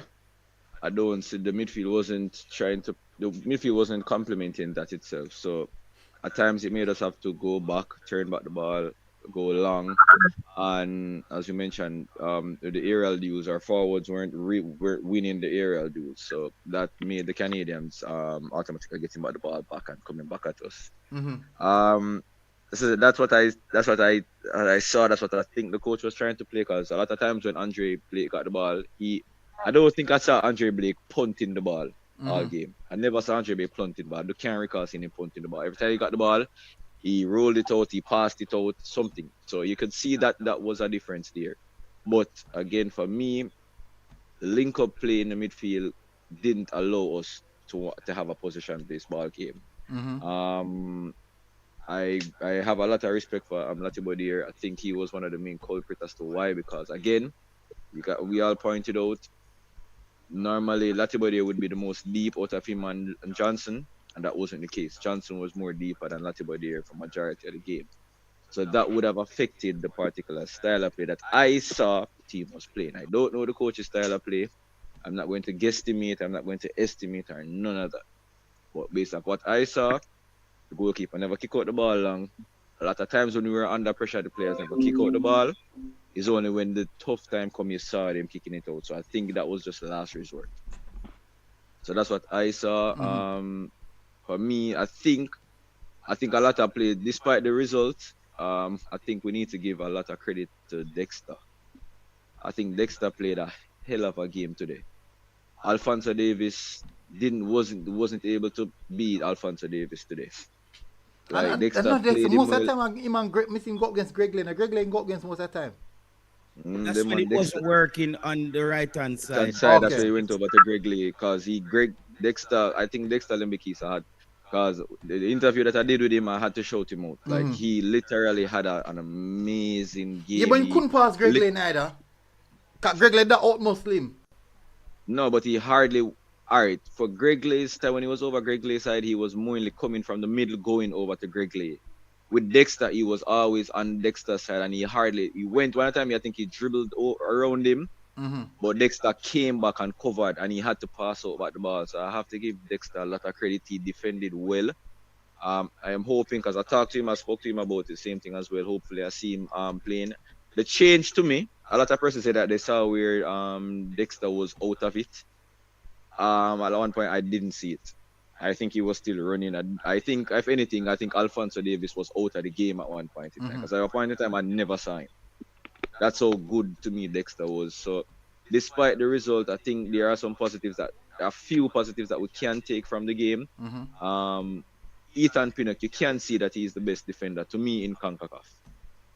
Despite his speed, there was a time when the Canadians broke away and he came back and he made a drastic challenge. So despite the negative result, I do want to look at the positives to say that hey, we can see where the players are. There's some things that we need to work on. Hopefully the coaches are looking over the tape, just trying to see what they can do. Going into Canada, I spoke with a few of the players privately, and they said that they don't think the Canadian weather will be that much of an impact on them. They said that they don't fear the cold. It's not something that they can look up to. Even Junior Highlights, he mentioned it to me that this Jamaican team is not something that they can say use the cold weather as an advantage to them, because a lot of them play overseas. A lot of them play in countries that are even colder than countries. Because I remember a lot of the Canadian players, they don't play in Canada. So they don't play in that temperature either. The same Europe, so a lot of them, they are in the same atmosphere as our players. No man, something. Sorry about that man. Make it another call. You go and shop. Me take the call here. Big up yourself, Marlon. Bless up yourself, Double. Boy, go on. Yeah, we are going with. Me there, man. How things? Things good, man. The show done? No, not done. Not done. You're still on, man. You're live and direct. Oh.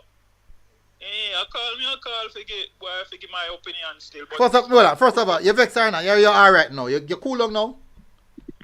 No, I'm a cool man, but me not just talk. Me not speak out of emotions. Me analyze everything, cause like people we are ball for change a coach, them have to bear in mind say if we change a coach, we have to go pay him for 3 years for not do nothing, cause a 4-year contract him off. Oh. So your point is just sit in and dig deep and go on. Give him some more time, and if we feel like if we feel alright, on paper we're supposed to make it to the Copa. Supposed to. If him not make it to the Copa, then we can start thinking about let him go there. So yeah, because we're supposed to make it, and then at the end of the day, still in a brother. Canada we have better player now, but Canada is a better team.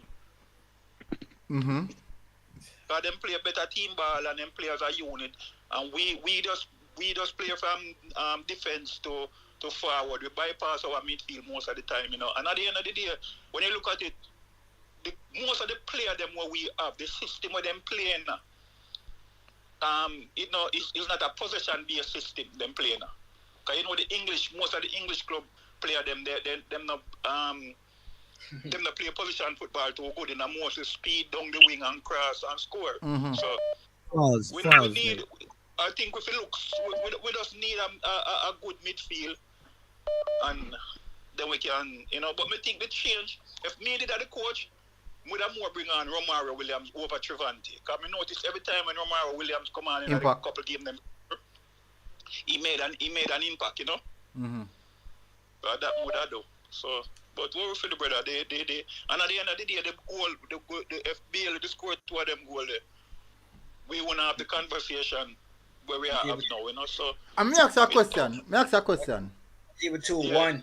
How many times now have we seen the national team play? We past 3 years, and we ask the same question: if Bailey did do this and if Bailey did that. How many times have we been in that position? All the time. A lot of time. How do you think we can move away from that now? We can, but at the same time, he might get the chance them and put away with them. So even if we don't want to say it, him force if we say it. You understand me? Because if they score 2 of them goals today, we will not say barely be, you know what I mean? People don't want to say it, but they are forced to say it. You know what I mean? Even one. Yeah, but it's tough, but we have to just. And just like from 1988, then we win Jamaica. We can go Canada go do the same thing. And that's all I have to say. But we have to bear in mind, so we know 2 of our best players them never play, which is Demari and Antonio. So, you know, well, it is what it is, you know. We have to just live the fight again, you know. All right, my boss. Bless up yourself, yeah? MG, you made a very solid point when I just joined the show. Maybe sometimes star baller don't forget star baller treatment. Yeah, you know what that mean. Persons who are at the game, close to the team know what that mean. Yeah. But it can't continue, man. Like I made the joke earlier. That probably when the players them are play, they probably need to put on them club jersey underneath the Jamaica jersey because it. I said joke. They get serious now. It'll get extremely serious now, man. Like it honestly, it's. Can I jump in and make a point? Man. Yeah. About Bailey. I mean, listen, you know, people must have realized now that Bailey and in basically all of them, they are mid-table ballers. Every one of them. And Bailey is basically the third rated mid-player baller on the table. You have Damari Gray, who is number 1, basically. Then you have Antonio. Then you know. I would say for me still, I would say Ethan Pinocchio number 1. Right. But basically, what we have is a collection of mid-table ballers. Yeah, but shouldn't they be doing better? Yes, definitely. But listen, we can't blame Bailey for the. Well, we can blame him and we can't blame him because Antonio got injured. Number 1. Damari was injured. So basically, the third best mid-table baller was on the field, which is Bailey. We expect him to basically miss. Put it like that. Let's be truthful. Anybody who but Kyle, hold on, MG. Anybody who saw him going to take a shot was praying for him to please get it in so his confidence could be built. But we knew, my God, thing not holding it. MG, after Kyle, let me just come back. Let me just make another stat. First half possession, Canada 58%, Jamaica 42%. Second half possession, Jamaica 58%, Canada 42%. Canada scored that second goal against the Roman. And shut it down. All right, so people stop. This thing like Canada play way off of the park and we have used pure air No, ball. man. Say funny enough, at one point we have all our players in Canada off. The Yes, only player was that half was our half. And We just couldn't put it together. Yeah, unfortunately. But I think who should I substitute? I think them pull Greg Lay. The coach pulled Greg Lay and put on Dexter. I put Dexter. Dexter was at right back. We considered the goal at left back. Where we are, I think who run on left back, man, and something that chase. Them are that there was Maro and Gregley was doing the chasing at the time. And for the goal, nobody tried for the second goal. And Daniel Johnson was chasing as well. Yeah, Daniel Johnson was chasing as well. Yeah, so when I know JT. What I'm saying is, so the caller though made 3 points. I think the caller need to understand that contracts are not just set up like that. There are exit clause in contract. I'm sure Mr. Speed didn't just write a contract where say we can't fire you till 3 years time. No. There's nobody who's gonna write a performance. Contract like things are via performance. Normally performance-based contracts. Yes, and incentives inside of those contracts. No, with the Leon Bailey expectation, why me not really beat Leon Bailey anymore? I have come to the realization that a lot of the hype that we were going off is how Craig Butler sold the player to us. I think Leon Bailey is playing to his ability. Leon Bailey is not a goal scorer. Leon Bailey gets a lot of assists and he scores in goals for Aston Villa that's already over. Aston Villa up 2-3 goals and Leon Bailey comes on and scores. Even at Bayern, Leverkusen, if you look at Bailey's career, Bailey wasn't set up out there to score. Bailey was set up to get crosses in the box so other players can latch onto it. I think because of the club that Leon Bailey came from and the name and the prestige, the expectation has gone up.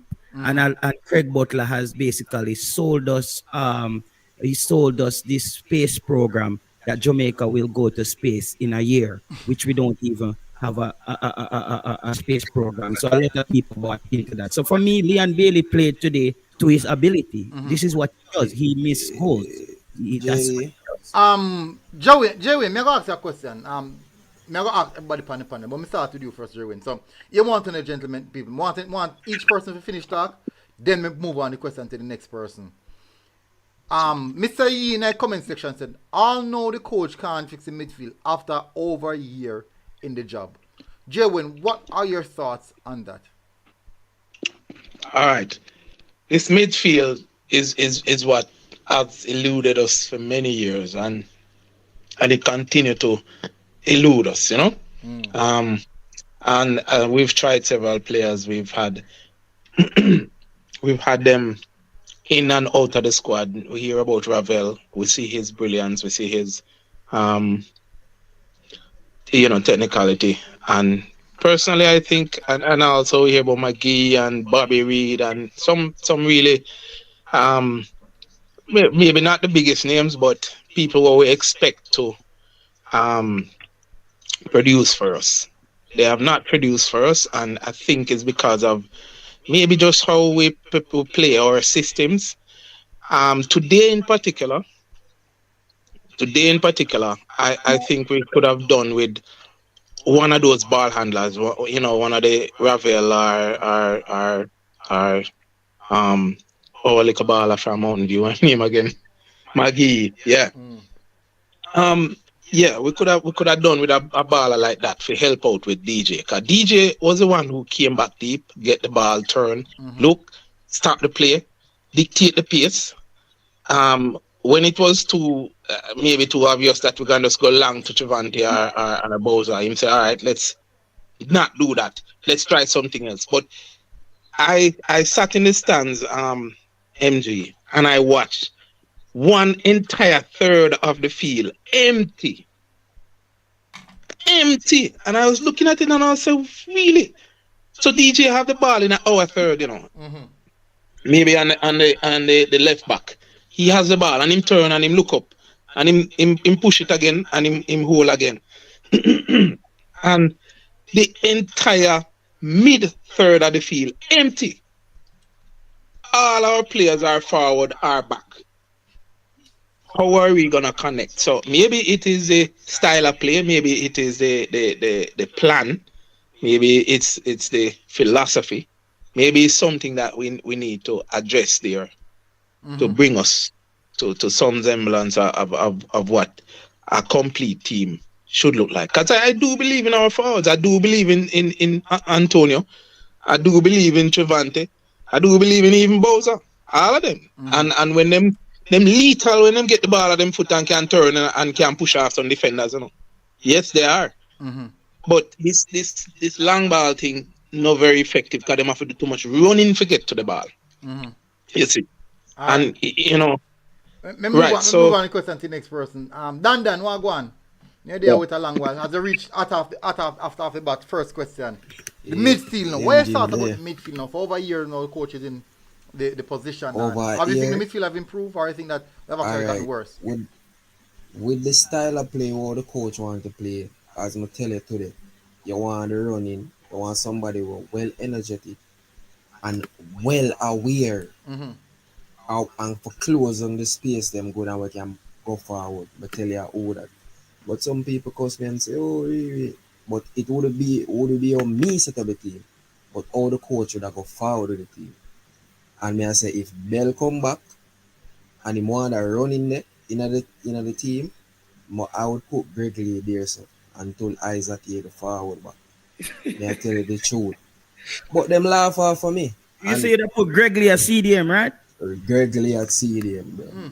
Listen, me never season split them give up a stadium to the brother. Bro, I talk to Greg.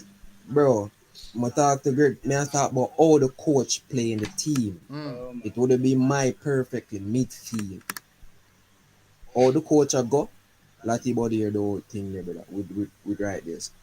Dan, you were saying you want to put Gregory at CDM for Jamaica. Well, all the coach. JT, listen what I say. Make him express him thoughts now. All the coach playing with the team, I rather put Gregory there than Latibo there. Or him want him set the team for do that job. Way more Latibo there for do.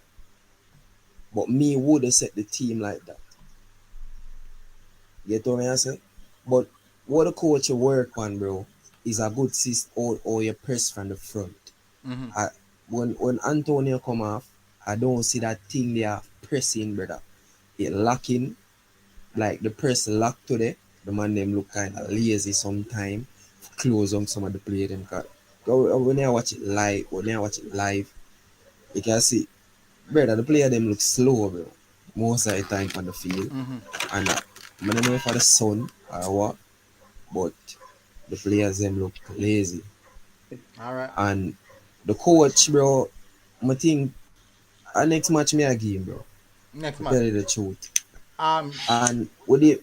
Continue. Yeah, bro. Him tactics them now go work for this team, and him have a big pool of player for choose from. Player who can handle the ball well and get some job done, bro. Him have a big pool of player where him can choose from, brother. And I blame him for the whole. I not blame no BL nothing. Him could have scored, yes. Enough striker get thing there for score goal, yes. But for the whole all the team I go forward, the coach may I blame for everything, brother. Him are the man, him are the head, brother. Him have the ideas and the thing where more him know for manage the player them, man. From the last of the game them, people think that you them beat Grenada and beat up 80. Who feel like, oh yeah man, the team, yeah man, Lord the coach man, give him some more time. There's no time, brother. You wait to the World Cup qualifier, you say give him some more time. No, bro. Him have a lot of players to choose from who can give you a better ball game, brother. And I think if a man like, bro, me to tell you the truth, any other coach was like Butler, for make the players them believe in themselves, or even the player them on the bench, make the player them believe or give them that thing there, would have a better outcome with the player them even off of the bench to bro. The coach is not like that. It's like him doubt the players them weigh him after that. It's like I don't know, bro. I don't know his up, bro, but him doubt the players them, bro. All right, you're gone. You see me? Want to stick on the same question because I want everybody get a punch at that particular question. Kyle, do you think that the midfield have improved since the coach has come into position? Shav, check your WhatsApp here, Shav. Glad you asked me that question, man. I've been dying to answer that one. The midfield has improved. When he had Ravel Morrison playing in the midfield had improved, and he took him out. You know, from that, basically what he has done, he has depend on Bailey being a roving number 10, where he switches from the attacking mid to the wings, basically using him as a link up to the forward line. Now, what happened today basically exposed the weaknesses in that shape up. You know, if somebody gets injured or two people get injured, everything lands on Bailey's head, and we know what's going to happen with Bailey. All right. Now, how do we fix it? It's simple. Well, it's simple to us. You either get Ravel back into the team, or you get the second best option, which is McGee. He had McGee, and he basically didn't use him. That game cried out for McGee. Now everybody's saying that McGee doesn't tackle, blah blah blah. I've seen McGee. He has improved. He does tackle. You know, the option that I am suggesting to the coaches: get Ravel back into the team.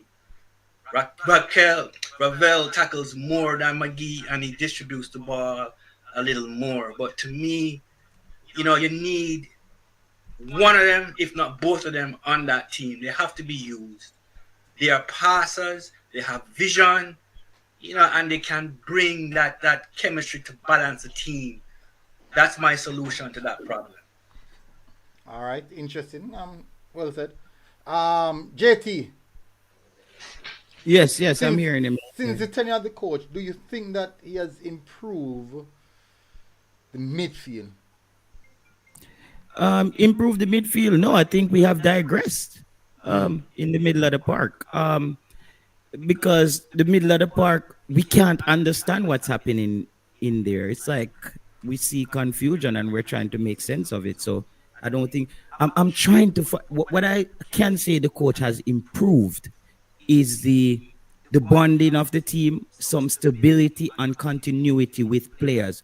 But the same continuity it's like a double-edged sword. Mm-hmm. It seems like he's not able to cut his loss with certain players and move on. Based on continuity, to stay true to continuity. Mm-hmm. So I don't think we have improved in the middle of the field. We're still there. We're still talking about Latibodier in the middle of the park. And until Latibodier moves out of the midfield for Jamaica, Jamaica will never have a midfield. There's no possible way we can have a midfield with Latibodier in the middle. That's my opinion on that. Shav, your thoughts on it now?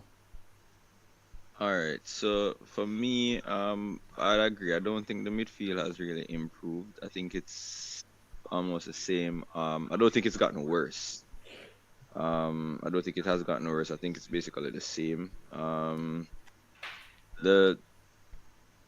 Where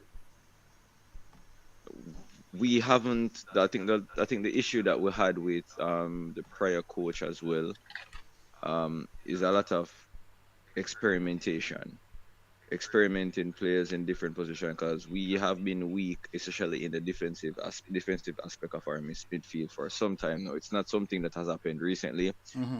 It has happened over the years. I think the last competent defensive midfielder we had, was a lot of persons would agree would have been Anthony Grant, but due to the age in which he came in, he didn't have the longevity within the team. Before that, it would have been rid of Austin. But from that, we haven't really found someone to say. So, creative-wise, we have had good potential players, i.e. Maggie and Ravel. But we have not, as I said, creative player, but when you look at it now, either of those two players are not really on the field. They're hardly even getting games. Maggie was really only included in the squad because of the players who were called up are not in the team right now. Mm-hmm. So the creative aspect of it, so the midfield, I don't think it has improved. I don't think it has digressed. I just think it's on one level. It's just stagnant, not moving.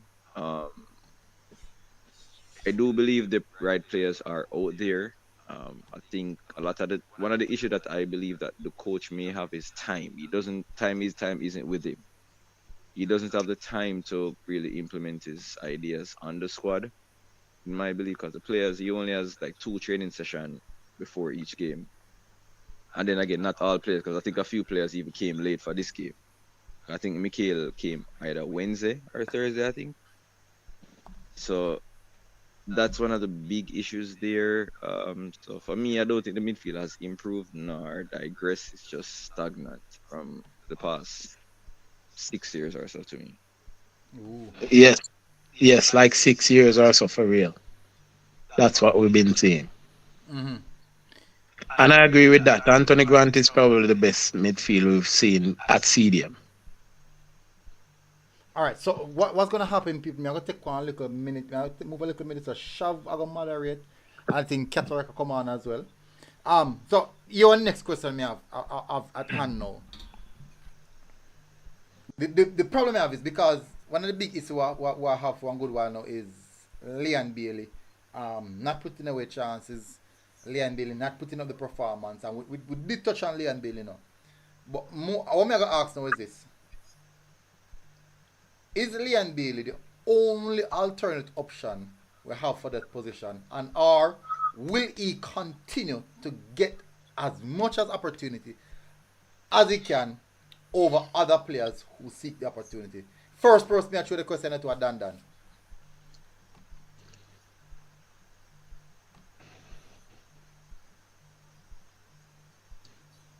Oh, Dan not on. Alright, Jwin, answer the question. Jump on it.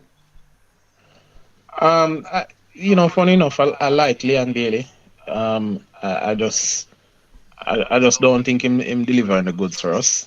And so the coach need to look at other options, and there are options in the team. I mean, Leon at his level, we expect him to be leading the team really in terms of putting away the chances when you get them. It seems like the only person we really have. All right, let's say them are doing a better job at that for us. Give somebody else. I mean, we've had Leon for a good little while, and I mean in and around throughout the whole qualifying campaign, the field one last year, and we've seen quite a few games and stuff with him. Make somebody else try it now, man. And maybe switch him to another position or something that we can have a more effective Leon Bailey. Because we don't have a Leon Bailey that like what we see on our TV. Let me hear the other guys' views on that now. You can move on. All right, so I think MG has left for a bit. Okay. So I think Cool. what MG was asking is what is your thoughts on the midfield? Do you believe the midfield has improved? Has it digressed under Coach Algrimson? I No, think that no, was the man. But basic question. he asked that already, and we answered that. Oh, My you answer answered was that. that over just like the guy before, over 6 years we've seen the same thing. And best midfielder we've seen so far is Anthony Grant, and as them say, him coming a little late. We don't see another CDM, true CDM. So, And All right, so Keter, the Gentle same people. question to you. Shaban, the Look the here. question that he asked was, what do we Hello? do about Leon Bailey? Kyle, Do we keep him or do we move ahead? no, Yeah. we have to keep him. I'd say keep him, but we need to have somebody also, where we can put in the role. We can use otherwise put some pressure upon him in position then. Okay, thank you. Yeah. gentle people. You hear me? Yeah, go ahead. Yeah, man. Yeah, Yeah, man. man. So the answer the question with the midfield. I'm kind of devastated today because you don't lose a record like that and you have to build it up for another 30-something years. I'll be long gone off the face of the earth. The midfield has been our problem. CDM has been our problem. Every time I talk, people laugh, and I keep saying this. Until we get a suitable replacement for Anthony Grant. Again. Do what Crawley Town has done. There you go. Is bringing a player. He's 36 now. He's not going to the World Cup, and he knows this. Get a CDM developed. We could have done it in the last year or two, the year going, and transition. That's how you do things. Jordan Henderson is still in and around the England squad. Yes, his performances get lower and lower. When Crawley Town didn't want to get relegated last year, they didn't go for a 19-year-old CDM. They went for a 35-year-old Anthony Grant. And he played the 15 games and helped to keep them in the league. The centre midfield looked no better than when Grant and Speedy were running it. And I'm just being blatant. We've tried 16 different players. I think about 15 different combinations. And it's the same end result. The players who are playing CDM want to get involved in the attacking aspect of the game and do not want to do the dirty work. Lati Badir wants to do the dirty work, but he just doesn't know how. If you ask me, sometimes I look around and I listen. I don't know if anyone them hear the interview that they did with the Coventry coach about a couple months ago when their CDM got injured. And a Coventry reporter was like, oh, yeah, Lati Badir plays CDM for Jamaica. And the coach just looked at him and said, so? Lati Badir plays across the defensive line, right back, and across the back three. Next question. That has to tell me something. That the coach that sees him day in and day out, and I have no doubt that the coach watches the internationals because it's not many. I mean, there are few internationals in Coventry, and he clearly isn't impressed by what he's seen. Because if he was impressing, he would have been playing the CDM and not move up a player from under 21, which is what Coventry has done, I think. All right. So thanks, Katarak. Change. All right, thanks, Katarak. So, all right. Other than just the defensive aspect of the midfield, because I agree with you. I believe that we need to find that perfect, well, not perfect, that good enough, competent defensive midfielder. I agree with that. In the Gold Cup, I was one of the persons who I said that I would have brought Anthony Grant. A lot of persons, including JT, had bashed me for it, saying that I was crazy. But that was just my opinion. I thought Anthony Grant should have been there, but for the time being, he's not. So I don't think the coach has him in his plans. So we just have to be a bit realistic in that. So in the attacking aspect of the midfield now, Katarak, do you see any changes from previously? Jesus Christ. I don't even know how to answer that one. We do not have a midfield. And I go back again and I stick to, sorry, whenever you used to watch him, I'm not a Chelsea fan. But the midfield that Grant grew up with being mentored by, right? That midfield trio was Florent Malouda. Oh God, what's the next brother name? African brethren. So Florent Malouda, Joe Cole, and oh God, I can't remember his name now. It's slipping me. And then it's not SCN, right? No, man. SCN and John Obi Mikel came after. The ones before, man. I still remember it. But the same sort of production line.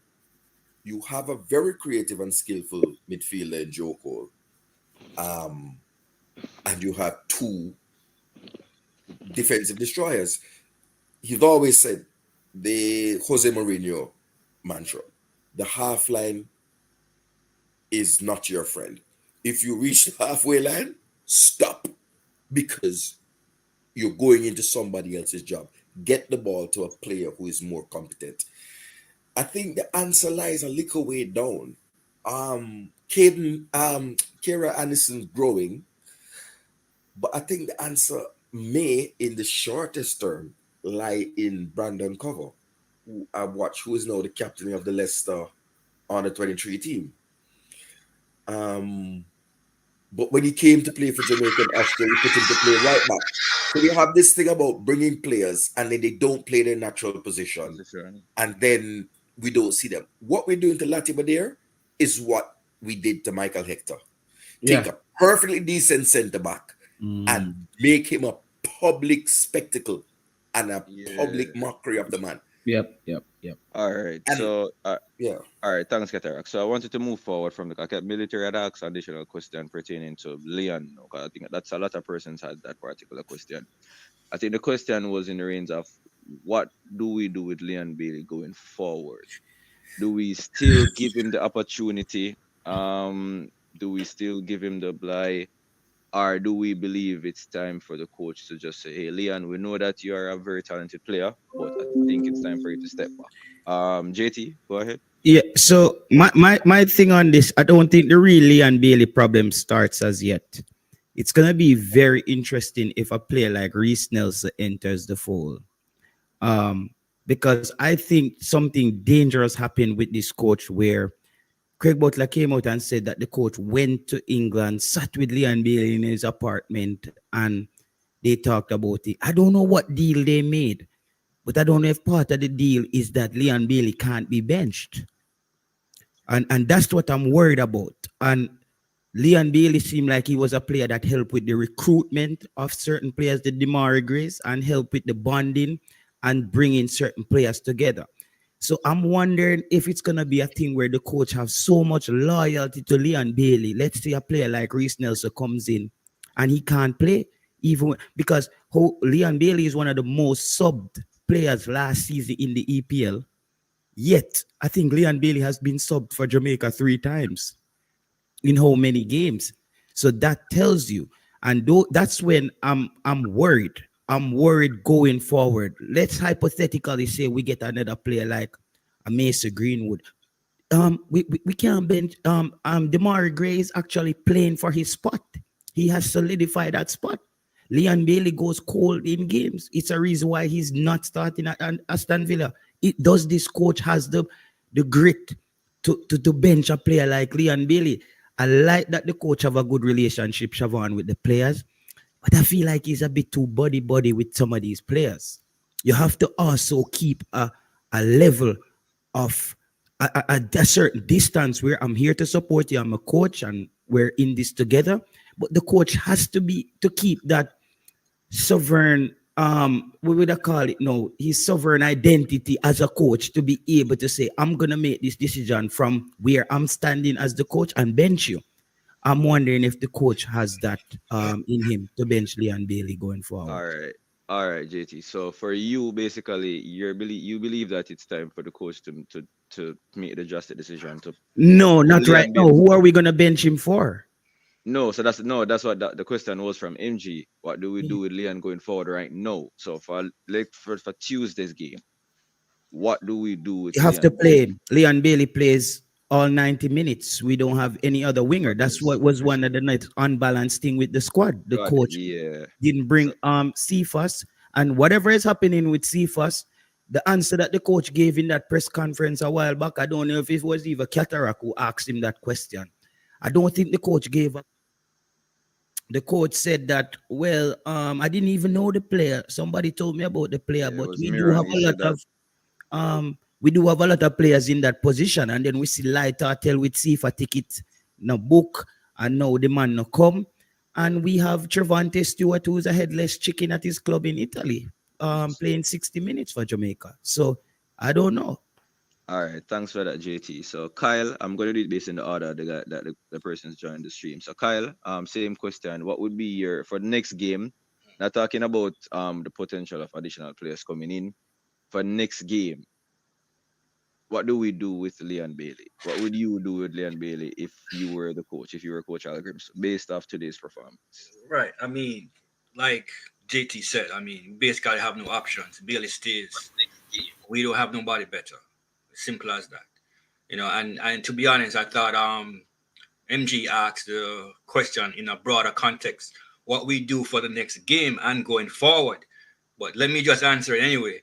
Going forward, like what JT hinted to, competition is healthy. If we get something better, Bailey have to hold the bench. Simple as that. Competition is healthy. Bailey has to hold the bench. And the fact is, the Jamaican public is going to demand it. So I have no worries about the coach making the right choice. Thanks for that insight. Wayne?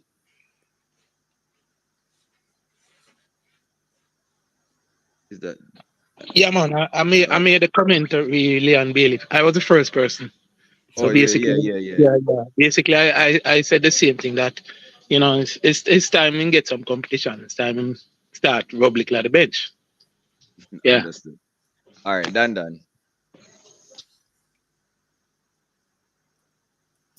still isn't here. Dan, if you're speaking, you're on mute. All right, Cataract. Your response to that question? So Bailey is an enigma. I haven't gotten a reasonable answer. Dan there, man. The thing. Hold on. Cataract go first. Yeah, man. What you know me I do? Something me I do, man. Mama just to say this. So, all right, Cataract. The thing why they make her see fast is because. Hold on. Dan, if you listen to the show, just mute it. Or if the person who's listening, just mute it, please. Yo, go on talk. Yeah, go Dan, go on now. Yeah, man, I said the thing why they make her see fast, and them not want the youth outshine Bailey, bro. Cause grade don't come. Cause I see it already, bro. I see this with my third eye, bro. Them no want to see fast shine, bro. And you can clearly see, bro. Alright, so your response is more based off you believing that they just don't want to show up Bailey.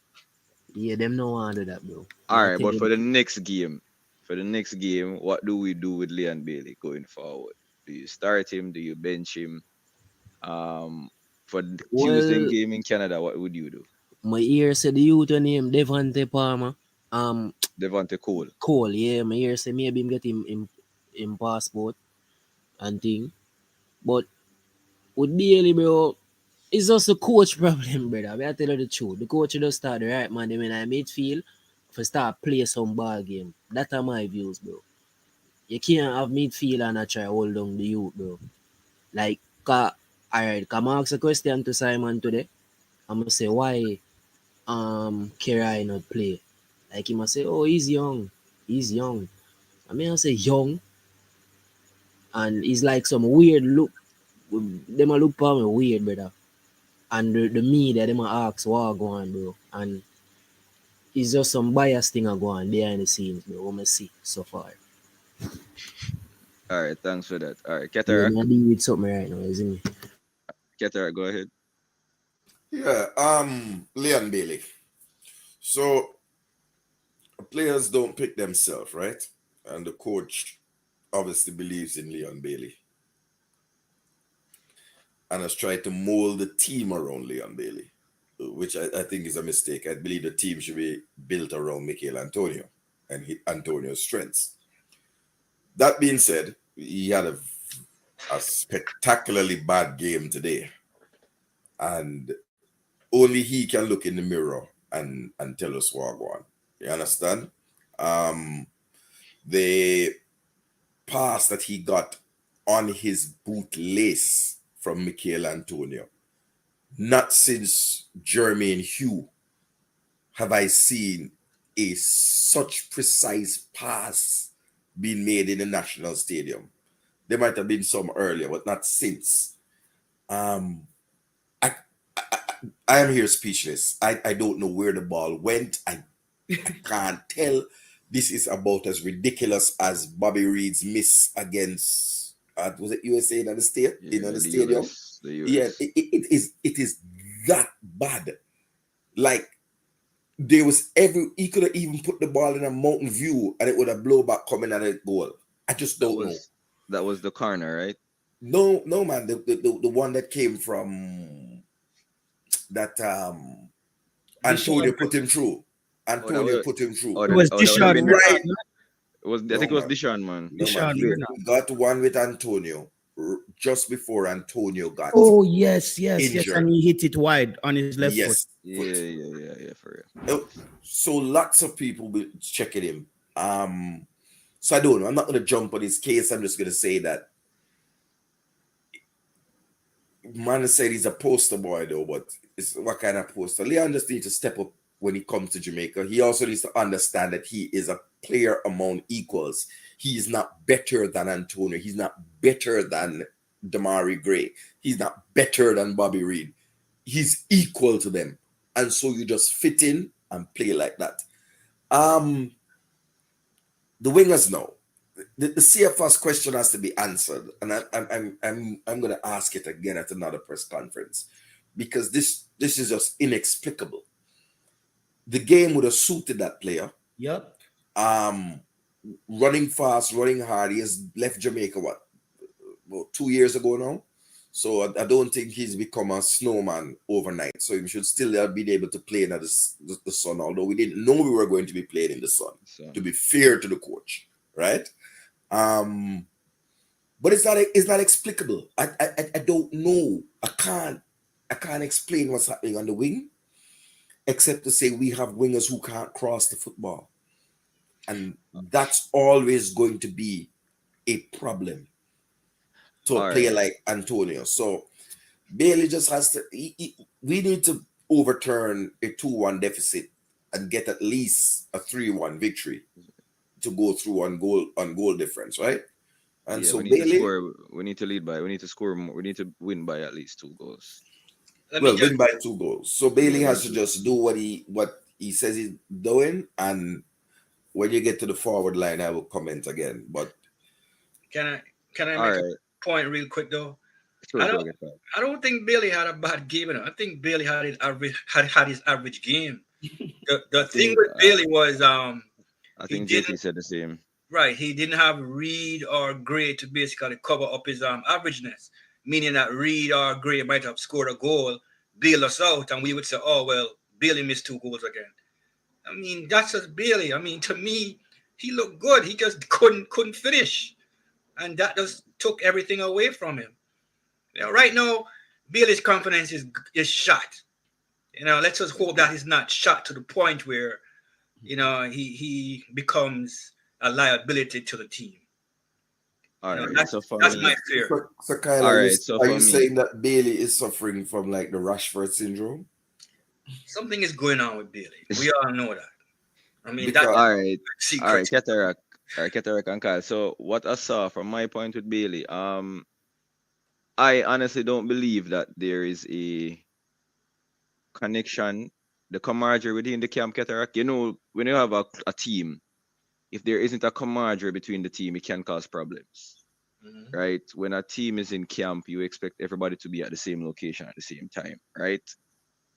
Everybody's at the hotel, so when they're not training, the team bonds together. I saw something yesterday and today that made me figure that, hey, maybe that you sure you want to speak on this, my friend? All right, let me leave it alone here, because this is MJ show. Leave the one there. Leave the one there. But the man who in the street know what go on. There's some. I don't believe. For Bailey, I agree with JT. I think he would have to play because we don't have any other wingers. But it goes back to my next point I want to go to ask everybody now. Remember when the coach had mentioned that Cephas's absence before was mainly due to the plethora of wingers that we have to our disposal.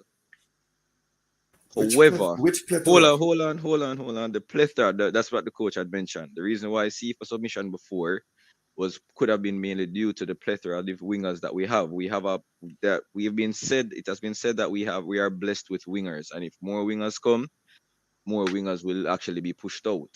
So with this particular squad that was announced, there was really only 2 wingers. JT, you're first.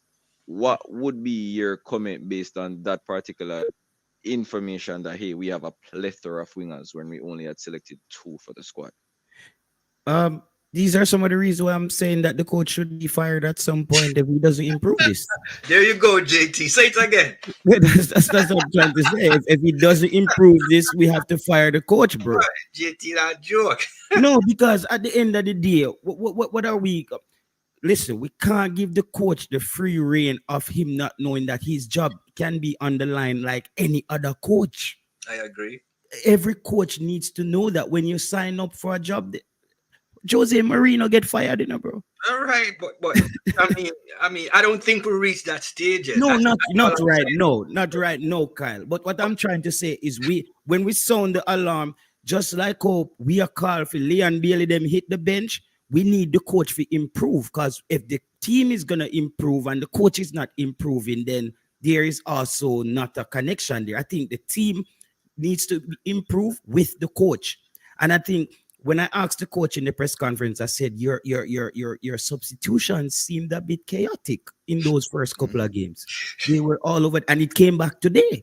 You bring on Demario Phillips to change a game where you're down by in 2-1 in a game, and Javian Brown. I need Pep Guardiola to come and explain that to me. Maybe this is what you learn in your pro license class, but that makes no sense to me. Hold on, the JT. I Javian think Brown and Demario I don't think when those two came on, the game was still 1-1. Why not? But even them man enough even at the squad, Shavan. No. I was just saying, I was correcting what you said, because you said that when they came on, it was 2-1. Okay. Yeah, But first of all, they shouldn't be in the team. Latibo there, as I said, you see, the coach, I got base him job on two things. Latibo there in the middle of the park, and if Leon Bailey can't get bench. May I tell you that right now? If Latibo there staying at the middle of the park there, the coach here will lose him job. You and his All right, JT, but hold on, Come on, JT. man. Yeah, but JT, I was asking pertaining to the wingers, like the plethora of wingers that we say we have. Katarek was saying which one we have. Who is the Jamal Lowe, plethora of wingers we have? Hold on, We so don't I'm have gonna say, plethora of no winger. hold on, I'm just going off based off what the coach We have a said. plethora of man who can play centre forward and then put them out to play wide. Yeah, that's true. We have Jamal Lowe, you have No, Cephas, you have Paris. Shaban, let me ask a question. Which winger do you know that plays for Jamaica currently in the set of them that can run a ball down to the corner flag and whip across in? That is the stock in trade. That's like when you go to a Chinese restaurant, you get fried rice. That's the winger fried rice. That's you a traditional tell me which winger. one. That's a traditional. No, that's the winger. The traditional Mr. Chin and the new time Mr. Chin, the modern Mr. When they go in the modern Chinese restaurant, they don't make rice and peas. All right. So They the still reason why I make said fried rice, but maybe Alright, a different kind of fried rice. But sorry. All right, the reason why I said traditional Catholic, I'm not saying you're wrong, but the reason I said traditional, when you look at majority of the wingers now, they've kind of adopted the Iron Robin type of football. Yeah, it's They no go down longer the same kind of. Yeah, they go down the flank and then they cut in. So that's the reason why you would see a left-footed player playing on the right side and a right-footed player playing on the left side. It's so that they can cut in, dribble inside, and then take that shot with their stronger foot. So that's why I said the traditional. So the reason why I said the plethora, because for example, we see where the coach plays Paris on the wing, he plays Cephas on the wing, he will play Jamal Lowe. We haven't seen Jamal Lowe in a while. We have some additional players that's not really at the top of my head right now, but why only bring two? There was only two wingers on the team, Damari Gray, and the squad. There's Damari Gray and there was Leon Bailey. Gray unfortunately wasn't here. So what would you say to the coach, seeing that we do have that amount of wingers? We saw where we brought 3 right backs, which to me I would question. Why was there 3 right backs when you could have at least brought another winger? So what would your comments be on that, JT? Though I don't want to hear about Latibo here, because we already passed that segment. The wingers. The wingers, yes. So the coach did learn something from Tapa. Remember, Tapa was the first coach to make history by bringing 5 right backs in one game. This coach has his own pattern. He brings 6, I think. He played 6 center backs in one game. Wingers, bro, the only winger I can think about right now we can basically do anything for Jamaica is Ronaldo Cephas, bro. That's it for me. It's Damari Gray, Leon Bailey, and Ronaldo Cephas. I don't even see Jamal Lowe as an out-and-out winger. To me, Jamal Lowe is almost like a false nine, like he's like this decoy kind of striker. Like I don't even I can't really pinpoint what Jamal Lowe is, to be brutally honest with you. But one thing I can say, he's not an out and out winger. So for me, it would be Ronaldo Cephas, and after that, it would have been the young kid, Deshane Beckford, who is still a level below. He's not at a level yet for that call up for the A team. Other than that, I don't see anybody else, to be honest. All right, good. All right, bless up Pablo. Yeah, Pablo. Hold on, Cataract. I'm bridging this from a long time. Pablo, bless up yourself, my G. You me see a message, man. This message you back. But Qatar, I want to keep it in order. Come, do you want to go to Kyle? Kyle next? Yeah, Kyle. What would be your response pertaining to that particular question? I mean, the question basically showed that the coach selected a very unbalanced team. Because as soon as one man get injured, you have a problem. Two man, the team becomes unbalanced because you have to bring in players who basically not acclimatized to the team, like Javante Stewart, and then Bailey does his thing. Where does that leave you? So, the coach should basically learn to balance your team and expect the unexpected. I mean, let's hope that they get, let's hope we have Antonio and Damari Gray back for the next game, because if we don't, it's our next unbalanced team that's going to face Canada. All right. So I think Antonio might already be on his way back to West Ham. I figured that once he walked in that tunnel, that was a walk to the airport. Wow. Yeah, on a private jet. Yeah, I think his hamstring is gone. So how is Gray? I think Tesco. I think Tesco may have gotten a new was able to get a purchase today from David Moyes, as I'm pretty sure his television would have been destroyed today, watching what happened to Mikel. No, but Mikel Antonio is relegated to the bench now, actually, at West Ham. No, man, no. Please. All right. JT. Well, Mr. My little piece here. JT. No, Mikel Antonio is not being relegated to the bench. He's having measured times. This is the nightmare. This is the nightmare scenario that we have been hoping would not have happened, where he comes and gets injured because of his international duty. He is a player in his 30s who ought to be playing at the top of the attack and just operating in and around the 18-yard box. This work that he's doing for Jamaica, that was not on the job description, as far as I know it. Going back to those explosive runs, those hamstrings of his that were used to go every year, and that we say. I hope it's not grade 1 or grade 2. I don't even know what to say.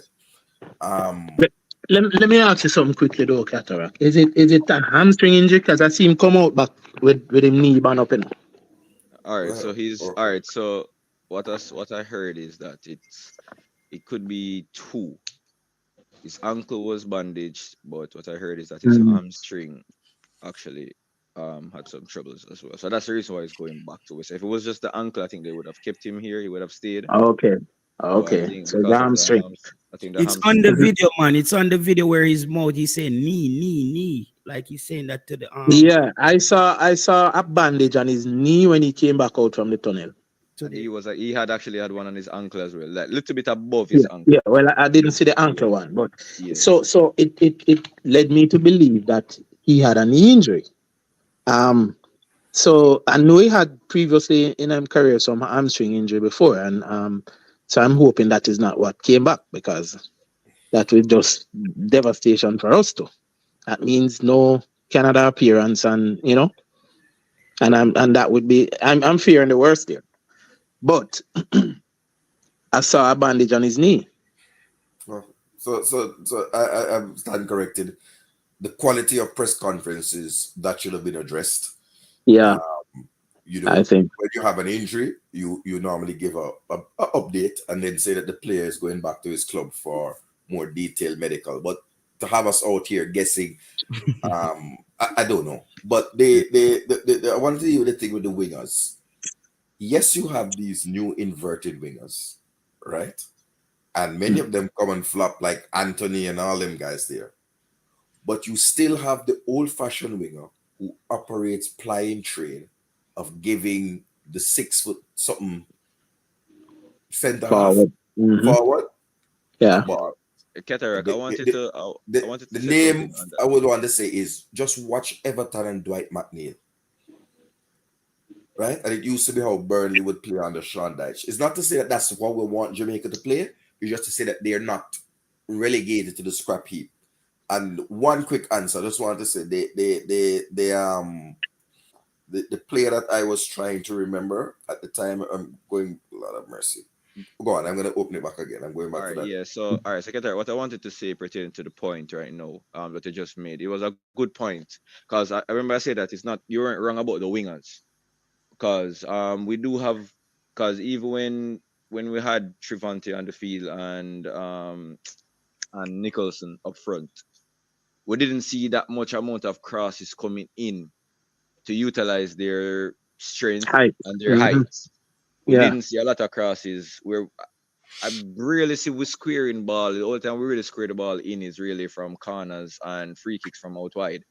So that's a question that I always have because we have Boza, we have Nichols, we have Trivante. Trivante, his main strength is aerial. His aerial, so he's very good in the air. Nichols is very good in the air, but we don't utilize that. So I think because of the type of wingers that we have Leon. Leon is not the type of winger that's going to put in crosses all the time. We hear Mr. Butler say it at times that Leon will go down the flank and then whip it in, but we rarely see it. We see more Leon going down the flank and then wanting to cut to shoot with his left or make the inside pass inside, but the squares, we don't have the squares. I remember Paris. That's one of Paris's strengths, in my opinion. He's a very good crosser off the ball. He goes down the wing, he uses his space, and he whips the ball in. So, do you think a Paris was potentially a big miss for this particular window based on what happened with our players going down? Absolutely not. Not. All right. And the Gold Cup is Exhibit A. But I just found that thing to answer you from early, just for the facts, right? And if you give me 60 seconds, I just want to go back to that Chelsea team that Grant was in that won.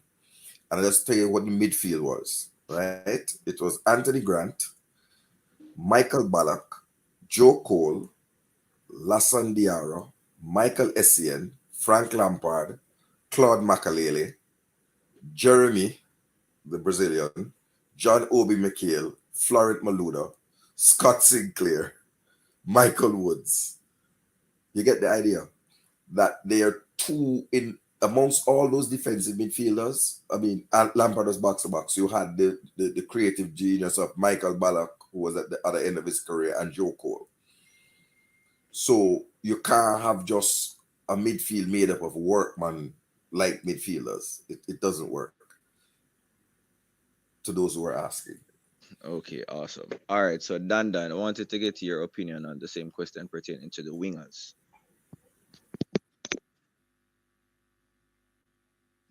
Dan isn't here again. All right, Wayne. Yeah, man. As it is now, it seems that the squad is lacking. Maybe this great amount of wingers that we spoke of, maybe they just switched from utilizing them or bringing them into the squad. But that's why Leon Bailey has to play. And now that Demarai is out, maybe we have to just look to see first. I mean, we have to just use what we have, you know. But certainly we need more than just Leon Bailey because I mean we can't. We keep hoping and hoping and hoping on him that he would, you know, produce some of the magic that we know he's capable of. And so every time we mention the wingers, we go back to Leon Bailey and his role in the team, you know. So as you say, if we can get out and out wingers back in the squad, and hopefully the coach will use them. We haven't seen Cephas yet, really, you know. A short stint. Yeah. So I still I'm hopeful that the coach will, or at least he has a plan, and that plan will see us through with the game up ahead in Canada. Is what, 3 days time? Yeah. Yeah, yeah. All right. So Dan, are you Siobhan, there? let me just add to what the caller is saying. I don't think, and you know what I'm realizing, checking back, that we might be giving this coach too much credit for certain, giving him credit for certain, or giving him accolades for certain things where we haven't really investigated deep enough. When you look at the coach's stint, I think he was a female coach in Iceland. Then he was the assistant to Lars Laderbach, the ex-Swedish coach, who brought in the Swedish style of play to Iceland. And this coach was then the assistant, and then the team was turned over to him, where he continued that. I'm wondering if this coach is still trying to develop his style of play, because I'm not seeing it yet. I'm yet to understand what he's trying to do. Is he good at? We know he's good at recruiting, man management, where it comes on to getting players to be like a family in a team, camaraderie, let's say chemistry. I feel like I don't know what he does well out there. Like I can't see his imprint on the team. Like me say, okay, this is the style of play that this coach brings. And I'm wondering if he's still trying to develop his style of play, because he did say he went to Qatar and the way he wanted to do it failed. He failed there. So his last stint, he was a failure. So maybe we are expecting this coach to be Lord Jesus Christ when he's just just a angel. I don't know. All right. So Dan, are you here? All right, he's not. All right. So we kind of broken down today's Yo, my game. dear, man, my dear, man. So we don't reach the forward line yet? Yeah, Yeah, you hear we're me? going to go there. Yeah, Dan. Yeah. I wanted to get your comment, your insight on what you think about the lack of wingers that we have in this particular squad that was announced. We've heard the coach mention that we do have a plethora of wingers, which would have resulted in a Cephas not being called up before. So what would have happened as to why the coach hadn't called upon some of those plethora of wingers that he had mentioned? Alright. For this season, we only brought two, Gray and Bailey, and as you know, Gray got injured. So we only had Bailey for this game. So what would you say on that? Alright, reasoning, as I see this, the Don't want coach, speculatory. no, as I see how the coach are doing film thing, he might go to the way or the Iceland team stay. More of them big striker there up front, and him not really use no wing thing. It's like him dedicate himself, say, or so him want play him. He must stick to him philosophy when about Iceland. All right. So you believe it's just his particular game plan then? That's what you think that is actually game plan. It's not too dependent on wingers. Yes, that is my take on that.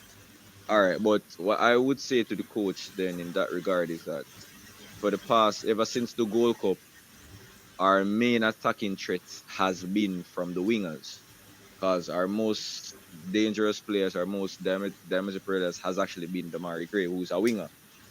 So is it that the coach is adamant that he wants so that he's ignoring the winger aspect of the winger potential of Jamaica? Do you think that's the actual issue? Well, yes, because if Gray never really fouled in this team, it would have shown no light. If Gray come bring the light into the team, like where a winger can do, and in vision of the game, is like Gray come put some shine right there so in the game. And I think him still don't know how to use Gray in this team to damage other teams the right way. Him don't have that tactical thing how to use wingers. Okay. Yes. All right, so let's go to the big topic. This is something that I was really interested in talking about. The forward line. The forward line for me. We brought Nicholson, Help me, guys. Help me. Bart Nickel, because I kind of flabbergasted. Nicholson, Trevante Stewart, Romario Williams. Williams, Antonio, who All right. else? Those are mainly the three, the four. All right. So we saw we're in Nicholson. All right. So first thing, we saw there's three out of the names that they call, which is three of the same type of forward. Anybody disagree? No, I don't disagree. All right. So do you think the selection of the forward from the squad itself was balanced? No, because Hold on. okay, I'll go to JT first. Go to JT first. If what, Shavan? Do you think the selection of the forwards was balanced? Yeah, man, it was balanced. It was unbalanced. No, so it wasn't balanced then. So Yeah, ask yeah. if you thought it That's the was balance balanced. that it was. It was unbalanced. All right, Brother, would the you like to whole elaborate? team was unbalanced, bro. Shavan, the whole team was Wouldn't. unbalanced. Are you mind elaborating? Oh my god, bro. When you look at the strike, we have two positions, the striker position and the right back. We have two players in those positions. We barely can make one. Trevante Stewart at three of them, Shamar Nichols and Trevante Stewart. You struggle to get one good striker out of three players. So it's just like we don't have the cutting edge there. I said that last night before the game, Shavan. I said Demari Gray is the only player in this Jamaican team who can put away half chances.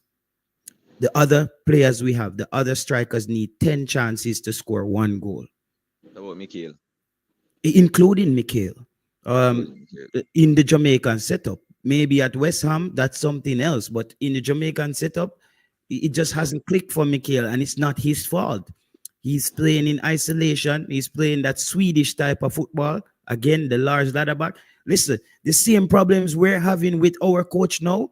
Uno go look what the people must say about the Swedish coaches. It's the same thing, bro.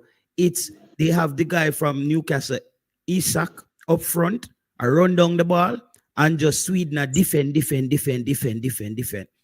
And that's the same problem. It's the Swedish style of football we're playing in Jamaica. Is to defend very well and just hit it long and have the striker chase down the ball. No wing play, no midfield. It's defense and the striker chase down the ball and you draw as much games as possible. That's what we're playing. All right. Ketarak. Oh God. I gotta let somebody speak. I just want because I want to read something. I watched the game from the top of grandstand because we weren't allowed in we weren't allowed in bleachers, right? And I was sitting next to a lady and her son, and then we exchanged numbers and she sent me something. So I just wonder if you could give me the a courtesy. Cause I told her I was going to whatever program I was going to read it because she really loved the thing. She said, and she addressed the things. Let me start off by saying that what a lot of fans who understand football and have got to be thinking, the coach of the Reggae Boys senior team is not as good as he or his supporters believe he is. He looks like a really nice guy and all that, but his team selections and substitutions are puzzling at best or ridiculous at worst. Replacing an injured Michael Antonio with Trevante Stewart has got to go down as one of the most ridiculous substitutions in Jamaica's history. Antonio is a smart and seasoned professional who recognizes that Nicholson, playing the point, his role is to drop and play connector. Stewart is still learning the game and is in effect the same direct type of player as Nicholson, and ended up fighting Nicholson for the space at the top of the Reggae Boys attack. In addition, Trevante Stewart's first touch is quite poor. Playing them together proved hugely ineffective, so much so that Stewart himself was subbed off in the second half. I want to be kind to Coach Hargrimson and say that at least he recognized his mistake, took him off, but he only made matters worse by bringing on Demario Phillips, a player who shouldn't even be on the team bus, much less on the team sheet. Romario Williams, who scored and had an assist playing with Nicholson in the last window, remained on the bench while we were hunting a winner. Go figure. All right, guys. So, and listeners, that was not the word of cataract. That was That's from not the word of cataract. You said that was a female fan that you sat A beside female at the fan, stadium. yeah. So that was She's very got- good insight, honestly, because I honestly had the same thoughts of the game. The first touch for Trevante, it has a lot to work. He has a lot to work on, to be honest. I remember one particular situation. I don't know if you guys remember where I don't remember who passed him the ball, but he was supposed to give back the ball. And the one touch that he gave, Keterik, when you have somebody who doesn't really know how to play football, but they are just playing football, and the ball, you're passing the ball on the ground, but the ball end up all over the ear, gone, almost go for a throw. That's stuck in my head to say that that's a professional player who's getting paid to do that job. Yeah. That's stuck in my head. I don't know how serious you guys can look into that. Oh, the shot you're talking about? No, not the shot. No, that was. I'm not even one good here, sir. Okay. Because the question we have to ask is, why do we have two very informed strikers? And Jamal Lowe is a striker. He's a number 9. He's not a winger. He came to Jamaica and was put out to play on the wing. He's been a number 9 all his career. Andre Gray, playing in Saudi Arabia, has 2 goals and 1 assist in 5 games, starting 50% of the time. And Jamal Lowe scored up to this weekend pictures, right? I think he has 4 goals and 2 assists for Queen's Park Rangers. So my question is, why would, in a game or in a scenario where you need goals to be able to go through and qualify, why we would not be 4 goals and 2 assists in 11 games? That's a goal every other game. And he's starting 92% of the games, and he plays up to the 85th minute, right? Why would you not have your most informed attackers in the squad? Why would you be thinking about messing around with new players? And as the lady pointed out, she don't put anything on Trevante. He's a young player, former Golden Boot or there around in the JPL. And against Grenada, Haiti, maybe. But this scenario where we must win, that reminds me of when we were trying to qualify in the must-win game, and we brought in Kevin Stewart as CDM. Brother. All right. So I wanted to touch on the shot that was taken. There was a debate in the stands where I was at the time pertaining to the shot that Trevante made. That the shot that went over the apartment complex behind the goal at the northern end of the stadium. Do you think that shot was a good shot, JT? No, me say one look picnic down at Tivoli at the ball, I run up and down with it. No, down there you go. No, your compass is not correct. That was excellent. No, that was excellent charity work over Swallowfield. Excellent charity work. You gave a football in the community. That's all I could see it is. Yeah, man. Bro, that was just pure adrenaline. And I liked Trevante Stewart in the JPL, but as I said, Trevante Stewart going to the serial was like you taking a kid from 6th grade in Jamaica and sending them to Harvard on a full ride. Skipping a lot of levels. Don't know the fundamentals of just our formulas or if you do algebra or different mathematical equations. So he end up in a serial where he doesn't know how to run off the ball as a striker. He does, and people say, but JT is not his fault. I'm not saying it's his fault. Shamar Nicholson took the long road in Europe to end up back in France, went even to Russia, and he's still trying to figure out his game. So you think Trevante Stewart are going to leave Mount Pleasant and go click in Italy and come to Jamaica in international football and click again? Junior Flemings, JC, USL, France, and I don't know where France him there. Him last of France. I don't even know if him still there. I think he's on loan somewhere else in Europe. Them lend him out somewhere. I heard that he's not really getting a lot of games there either. Yeah, them lend him out somewhere, and it's the development, bro. So Trevante Stewart, I think what me know say people are saying that football players don't have to be bright, but you have to have a football IQ. And I think and I think even Colin Anderson, who is very physical, robust player, you can see that he has the natural athletic body, but he looks very stiff as a striker. I think he's going to have problems too transitioning into international football because he skipped out so many years before he learned the game. And I think Travante Stewart is struggling with that because he skipped a lot of levels and end up in one of the top leagues, top 5 leagues in the world, basically. And now asked to play for Jamaica in an international game, in a quarterfinal game that we must win to get to Copa America. Um, it's just he's not ready. And I have to blame the coach again because the coach lied in the press conference. I think it was Cataract again who asked the coach about Trevante Stewart.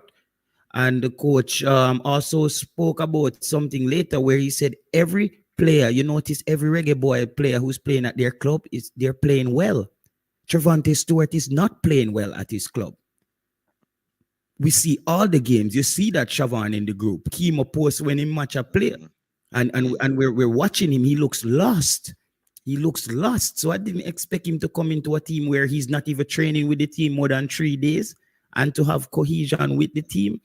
It's just the coach, bro. I have to blame the coach. The coach has to get the brunt of the blame here.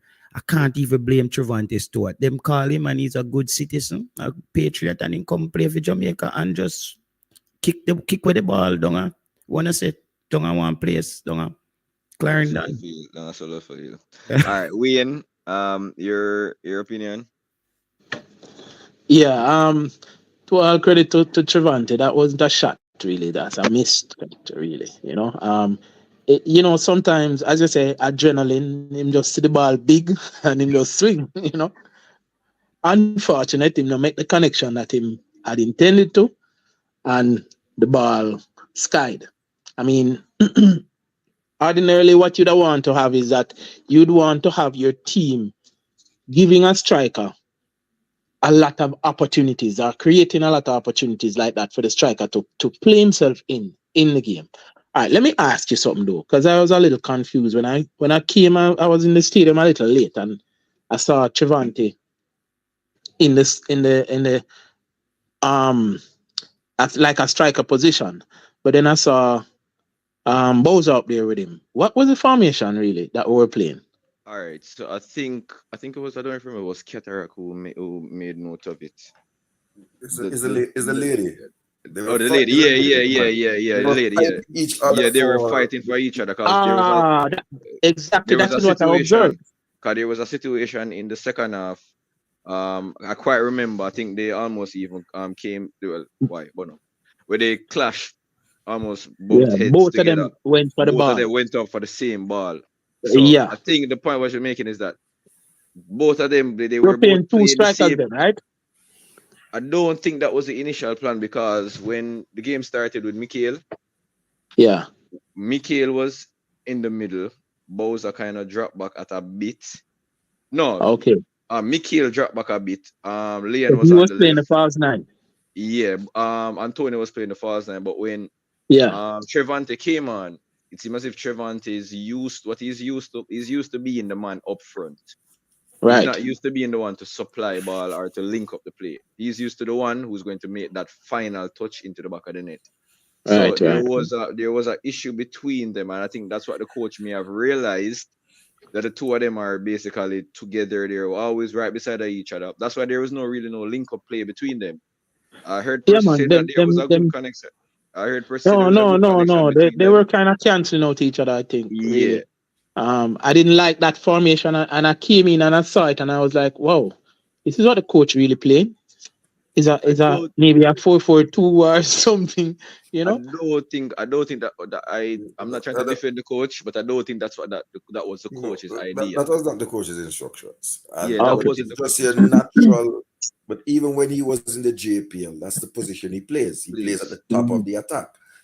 He's young. All right. The lady study, he's young. He doesn't know any different. And this is I can't big knock him moment. for that, Cataract. But I what I'd like to say is we have to know understand how to play these players, right? Because clearly Trevante went on the field and went to a position that he thought he would have been more effective in, and then there was nobody to connect between with him and Bowser for them to get service, you know. What I saw from the game really, and not even blaming so much the strikers because they're not getting a ball really for prove themselves. One or two missed half chances, you know, where them chasing the ball and entangled with the defenders, and maybe the defenders came out the better, you know. I think if we had like an active midfield, a midfield that would be able to supply these players, or even a false nine that was connecting to the striker, then we would have seen a better performance, I think, from even Trevante. Because then, you know, that is what I'm accustomed to playing in Mount Pleasant. I don't know, I haven't seen much of him in the Serie A, right? Well, nobody would see much of him in the Serie A.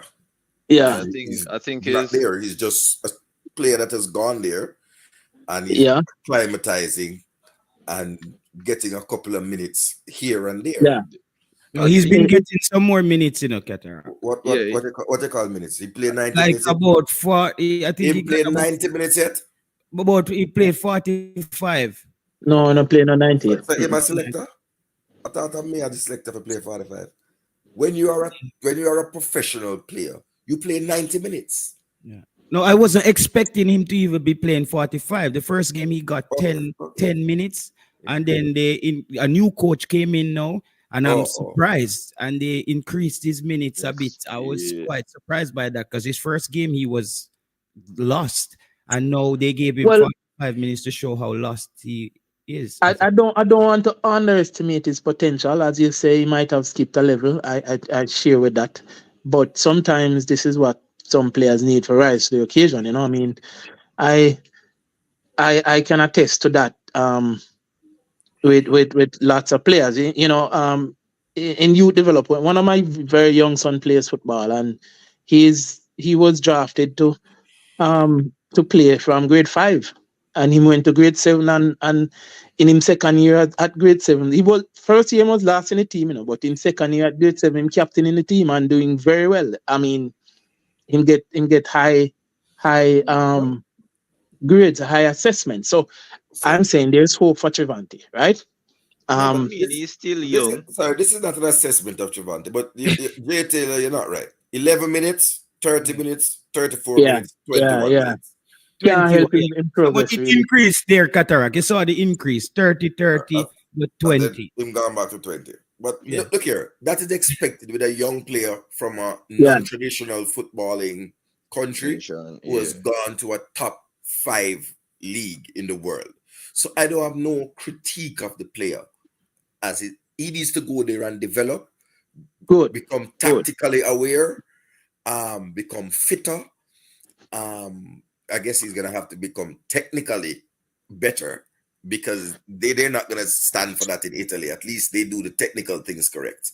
So I don't have any things saying. Somebody said he was a good patriot, I think JT, and he just did that. You call him and him come.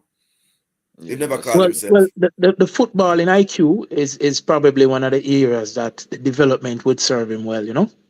I mean, so he'd be able to. And next season, he's going to enjoy Serie B. All right. Let's hope him prove you wrong. No, his side hasn't won a game yet all season. Yeah, I think they're going to be relegated, to be honest. All right. So Tuesday we'll have a defining game, because so this is the aspect of it. Now we have to look at it, right? A lot of persons were saying initially that, hey, even if we don't jump over the Canada hurdle, right? There's still the playoffs. But by the look of things right now, Mexico then I playoff. Mexico and possibly Panama is in the play. No, Costa Rica is in the playoffs. So playoff not look pretty at all. Playoff doesn't look What that playoff? simple. What playoff, Siobhan? What playoff? For All right, Copa. so Copa. So if you don't win, so if we don't win Canada, there's still a next possibility of us qualifying by playing one of the losers of the other quarterfinals, basically. Oh, that's what you mean. Yeah, so that's the playoff. So I heard a lot of a person saying that initially that even if we don't go jump over Canada, we might still face Honduras, Costa Rica, or Panama, or Trinidad, one of those teams, right? So, but looking at what we're seeing now, that route isn't that what do I call it, straightforward. Yeah. So, what would be what would you? I want each person to give their what would they do in the next game coming up to Canada? We're going to Canada now. We know their fans. Oh, and also I want to say this. And Katara can possibly agree to this and attest to this. The 12th man today was awesome for Jamaica with that Yeah, goal. man. We did well. We did well. Because I don't know if you guys heard it. We forced the bar. I don't know if you guys heard it on the television. I heard it. It's the first I have ever heard a crowd chant VAR. And Yes, when I man. say chant, Well, let's give thanks to Jamal Foundation because we so know how to spell. But look, 3,500 fans in the stadium for a free match is a disgrace. it is. Yes. No, Absolute Cataract, you have to take in consideration the There is no short consideration. amount of time and Saturday morning in Jamaica. Come on. Hold on, let me just finish. No, man, hold on, Cataract. We're not going to put it we have to to the talk about negative the light first. We talk about the players. We talk about the coach. I think we need to speak about the fans before we reach Canada because the Canadian fans are going to be there. True. They had a set of little red patch fan down there. They were making a whoop of noise. They made noise. So I think Cataract, I'm just watching the video. I can ask because you've been at the training session. Was that kid Cole there? Is that guy Cole we're seeing in the video? Yes, he was there. Okay. And I the less said the better about that situation. He was actually at the game today as well too. People can't just be turning up to a national team. But it says on the Barnsley site that he was called and it was pending his passport. Okay. It's on the website. Okay. All right. But, so, but the fun thing I want to say, for a free match, Jamaicans love anything free. And for a free match, we could not fill the grandstand with 5,000 people. That's an indictment on the football and where we're going. And I am sounding an alarm about the decline of our game if we don't get the things right.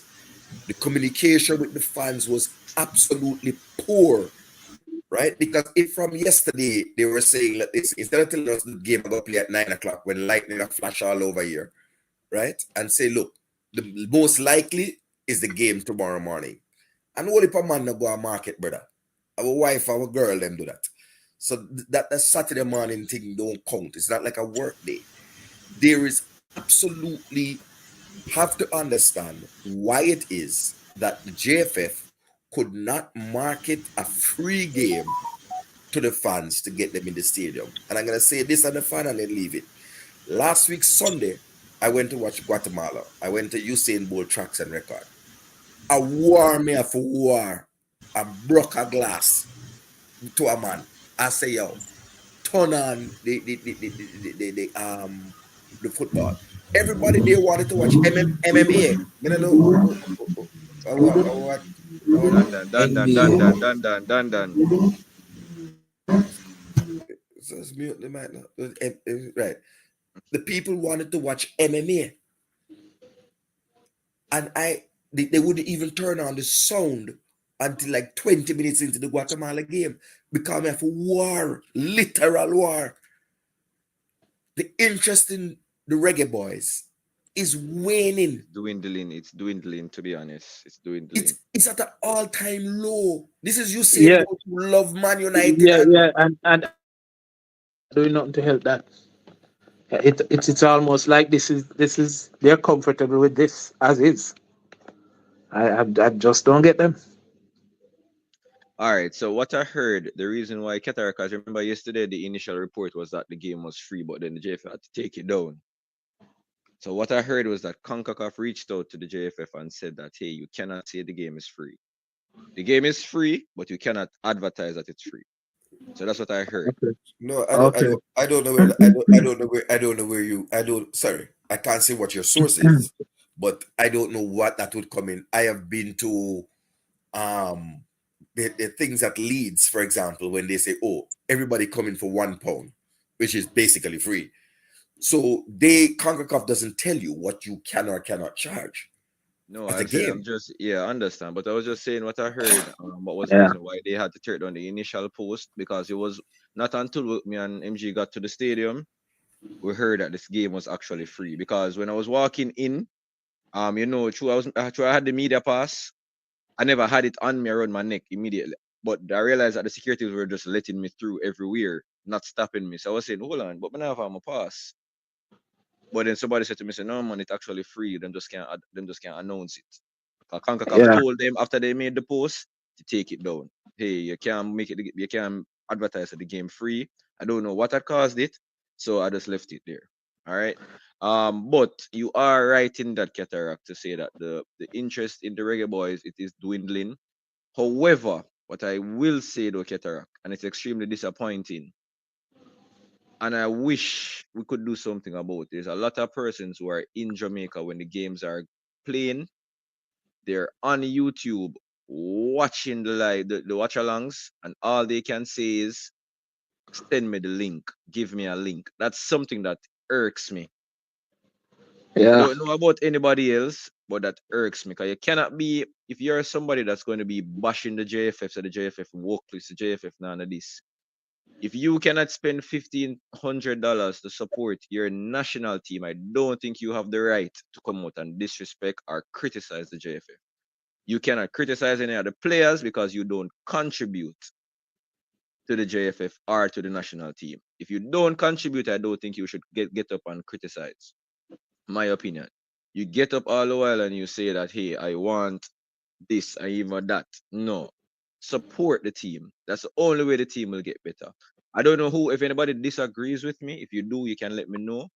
But the fans, because there was a watch alongs with 1,000 and odd people today, Cataract. I know not all of them is in Jamaica, but I guarantee at least 50% of those persons on the watch along were in Jamaica. So what was the reason why fans are not coming out? Because they know about the game, Cataract. They know about the game because they're watching the watch along. But why are you not coming out to support the team, but yet still, whenever there's an issue in the JFF, you all uproar and make the biggest noise, but you don't support it. Want your point on that? JT, you're still here? Yeah, JT, go ahead.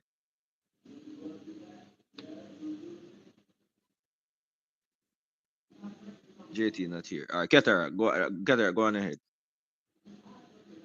No, me not. Ketara, you're here?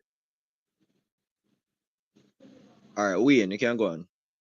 Yeah, I'm here. Sorry, the Yeah. thing was stuck. But we ain't go Okay. ahead first. Since you came on, go ahead. All right. So let's look at it this way. I missed the game up in New York, right? The Guatemala game. And I deliberately planned my trip to return just in time for this game here, right? And the whole uncertainty behind whether or not the game gonna play. Last night I had bought my ticket already, long time. Last night I went through to get to the national stadium to just stay in the parking lot with all that rain and and then the uncertainty as to what would happen this morning. Trust me, it not feel well. It's not. I don't think it is handled well. I think there ought to be a better way from the federation in terms of how they market this thing and how they at least seem to be you know managing certain things, right? Um, No, having said that, we know a lot of us are wagonists, and when the team is doing well and when we start pick up, you will see the stadium filled, you know. Let's say during the next campaign for the World Cup qualifying, or for argument's sake, let's say we get by one of the playoffs, or we get by Canada and things looking good for Copa and we're doing well at Copa, then it transcends into our stadium. You know, you can't really bash the people for not coming out when them come half a cuss and half of them walk out because, you know, they're not seeing the kind of footballer them want to see and them angry and them upset. You know, we all are, but it's just a few of us will come back the next game. You All right, Wayne. understand?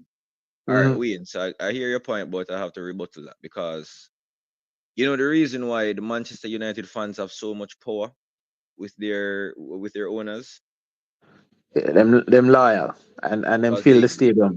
they Yeah, go to the games. yeah. So we have fans here that I see a lot of persons saying that they're in the country, this, that, that. Well, I understand that because the economic life in Jamaica right now isn't the best. But Yeah, and as if I say, there what I was had to go through last night for get to the stadium, was you know, it's kind of a steep ask to do it again this morning. You know, the whole uncertainty surrounding the weather that played a big factor, I think, in why a lot of people never turn out, and some people just don't think it's worth them. Why? You understand? Yeah. yeah, but no, the thing my thing the reason why I mentioned Manchester United, because they make their their hurt and their disappointment in the team heard. We Jamaica, we make our hurt and our disappointment heard, but guess what? We're not supporting it. We hear the JFF say that they don't have any money. We hear the JFF say that they're struggling, this, that. And fans bash them, say that they're not doing enough. But the fans, one of the excuses I heard one time was that persons don't know about the game. See, if they don't know about the game, how they know about to join the watch alongs? To get 1,000 person on watch along isn't easy, To get Yeah. Well, 1,000 person on watch along is not easy. So do you believe the fans themselves have some form of blame? Not blame, I won't say blame, but do you think the fans are sometimes unfair? Because they're So, not. Go ahead, Ketara. so let me say this. If I answer the fans unfair. Imagine last night I leave, I travel in it's a car, but it's a boat. I have a video of when I drive down Constant Spring Road. I reach at the stadium, go in and just take a little video and then go back and sit down in a car and chill. I'm coming back home, bust two tire. That's $30-something right there. So yeah. you understand? Just dropping a wood, bubble. After rim it, reach it. I wake up this morning, I'm gonna eat no breakfast. Girl now talk to me, cause fear come with drive. None tal. I'm come at the stadium. Me and my charger, my Uber driver, him say, boy, I'm coming free, me give him ticket. I will watch a game. Rest of man them from Cataract, they left, they never play a party, them stranded that country, Them drive, take time, drive, come in and take a bank in because I hear the junction is badly damaged, right? No man in a Kingston have no excuse to come ask me for link. We will set him all up where his ancestors there. Yeah, we know Right? this. We know Because no. I'm just telling you to go back to your ancestors. You really have no excuse. But there is, and it's not only the product that's the problem. If you're going to do something free, then I don't believe that the JFF, I don't believe the press officer, they have any idea about marketing to grassroots people. You just don't put up a little, and I know you design somebody, but you just put up a little pretty graphic. Some man have no, in the middle of the, where you call it again, my friend? In the middle of the thunderstorm and lightning, enough man never have no Wi-Fi. Yeah. Enough man never have no some people light did go. Yeah, man. Some lights out, Right? I mean, So at most radio would be the number one place to go and try and get people to know about that. Should have been some radio adverts right away. You know, I don't know. I just think they're out of touch with how to market to grassroots fans to fill a stadium. All right. And That's the point. Yeah, that is true. That is the point. On All the right, other so good side of point. Shavan, right? You are correct that, but a lot of people are off the watch along and they're overseas, etc., right? But there are people who are upset with the JFF. There are people who not coming to the match under this administration, just not doing it. You can't tell them nothing about it. My brother is one of them. He not come on the match. Yep. He not come on no match. They are And the those man is people. a diehard football fan, but they take a stand about something. I'm an ultra. So we will come on the match to care or what. But at the end of the day, we all have to take a hard look at what's happening to football in the country, because this year, it never looked good today. Me never look good to see a free match and half of the bleachers empty. Well, not half of the bleach, half of the grandstand. After the grandstand, the whole of the bleachers empty. Just empty, yeah. The whole of the bleachers empty. All right, so I want to talk about the positives for the fans that came out today. I personally just want to say, I am not there, but I just want to say thank you, because without the fans today, I don't think we would have gotten that review for the goal. No, we wouldn't have. We wouldn't have. I don't think, because the referee at one point, was ready to kick off she the was. ball. She was a little. She took up the ball and was walking back the ball. Yes, to the offside she was a little spot. pressed by the fans, really, and you could see some indecisive, behavior from her. Like, should I do this review? Should I not do this review? And the fans pressured it, VAR, and because of that, she was forced to do the review. It was good, man. Like, it's the first time I've seen Jamaican fans unite at one particular thing when it comes down to football. And believe me, it was something that I wish I was in the crowd at that time, because I was actually on behind the goal at the time. But when I was in the crowd, I was looking at me, I say, yo, Jano Star, like, yeah, this just feel like a Jamaica. Yeah, felt really vindicated when it was awarded a goal. Yeah, even with the minute, all right, this is how that you know is that fans' goal. when the referee went to go to the VAR, which she said that she was going to, when the fans them celebrated, it sounded like a goal scored. Yeah. Because we all thought, this needed a review. We all thought it needed a review, and the players never seemed to protest, really. The players, it never seemed like the players were protesting. The players gave in to the referee. It was really all right. Where I was, I know that Shamar couldn't have been offside, because guess what? It's when he pushed off, he ran past a player. He literally ran past a player. So there was no way possible for him to be offside. So because I didn't even see the flag until late. It was Kimo who actually said it to me that it was offside.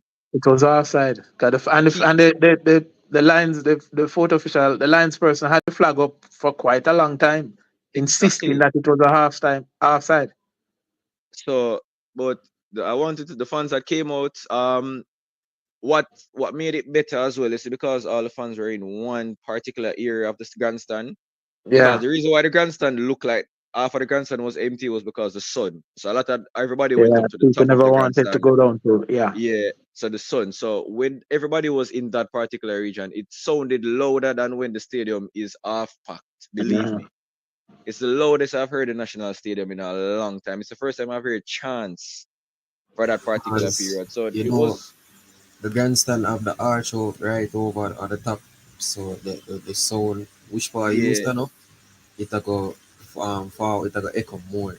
Yeah, so bro, like, it was amazing, because when, I don't want to exaggerate, but when the fans were shouting VAR, the ground shook. I wouldn't be surprised if you heard UA report some level of earthquake happening. Believe something me. on the scale. Yeah, man, something happened, man, because that was the first time. It was to all the fans that came out. If you guys are listening, I personally just want to say thank you, because you helped a situation. You helped a goal score today, and so it was great. Yeah, man. All right. My views on the fans still, because me I support the reggae boys from before now. I carry me go stadium, go watch football every time. So that's why I'm saying I've been on the panels and I can tell you enough of the reggae boys team over years. So I've been a follow it up from a small. So I'm passionate about my country and things. So I spend my money and go to match and I find the panel them and talk and just try even my look brother, I don't really like it because they might lose and too much game switch out. But the thing is, because why enough people now go at the performance, it's like them give a performance now, it's them not consistent with it. And the next part of it, why other people not think to the football, even the national team, the cultural thing. The music change the youths them nowadays. Like I don't know about something I may have studied where this new dancehall thing change the youths them mind from the pride and the love of them country. You get me I say? So That the not, so the football culture isn't there pertaining to, yeah, like, when you hear artists singing about bigging up particular players, that isn't there anymore. yeah, the football you know really dead here again. Like the real like them fans will love it. Like say you a ball and make it. It's just them want this instant gratification and then when that gone, them not support it no more. That's how I see the Jamaicans do things with this generation. I have, It- I have, Well, I have, I have to disagree with you. If you listen to some of the lyrics, a lot of lyrics refer to metaphors that call up ballers' name. A lot of time not Jamaican ballers, some very obscure international ballers. Um, so people love football. What people don't love is the reggae boys. Let's be clear on that. It's two different things. No, if you listen what me So I say, with the no, pride of the country me I talk about it. no, but When this is I not. say So this is not you country them to pride, love OMG. football. So this is an entertainment package that you're giving. Yeah, This is a so man having free it's time. Let me say, let me listen to you. A man having free time. What do I do in my free time? Do I go to I Love Soccer? Do I go to one hookah lounge? Do I go to one of the herb house? What do I do? Do I come to a match? There are much more entertainment offerings around now. So football has to step up its game. Look in the stadium. What sound system was that there? I better than they beg me for bring cataract on my back. I'm gonna bring it come and people there can was hear. I didn't even know there was a sound system there. So at one point I heard Never I hear heard them. I heard the man's good friend, Mr. Chung, saying that they cut costs and they bring it. We couldn't hear anything.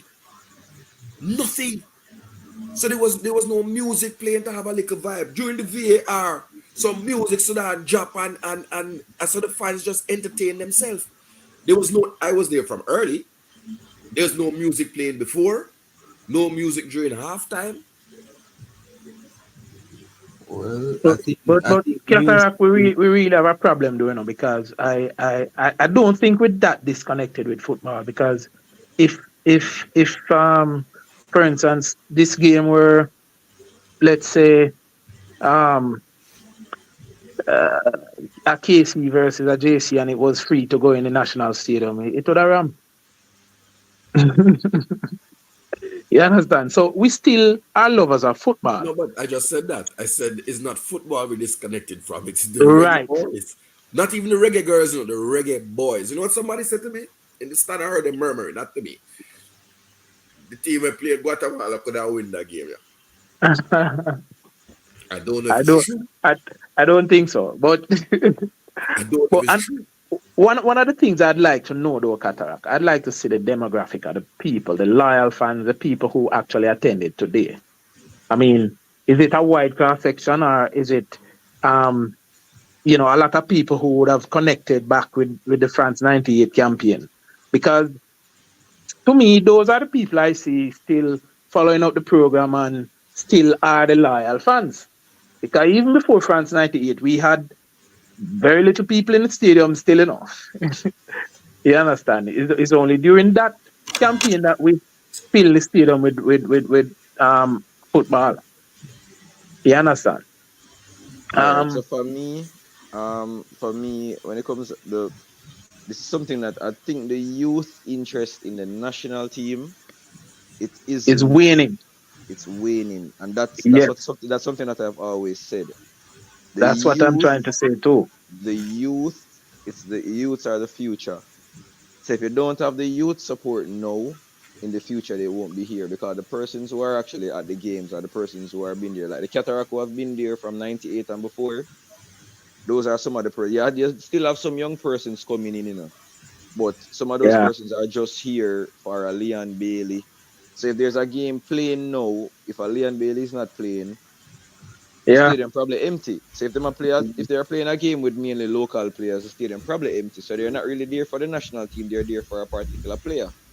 Just like a dance, the dance culture. 'Cause if you keep a dance, if you keep a stage show and you have a top artist or a top selector, most people probably don't want to go. Nah, come. So I think that is probably one of the issues there because the interest is there. There were a few Manning Cup teams there, which I think was a good idea. Get more persons in the stadium. Well, the Champions Cup team, the teams that were supposed to play today, they were at the stadium. Yeah. There were a sprinkling of youth, of young patrons there. But for a Saturday morning, as the Cataract said, and the game was free, free, literally free. They were literally not stopping anybody from entering the stadium. Yeah. So may I say where JFF missed the boat and all these little smart people. I remember say I saw me play, man, I'm not sense, I'm ignorant and dark. Why didn't they just have a triple header with the two Champions Cup game and the Reggae That's Issa. Boys? I think that's Issa.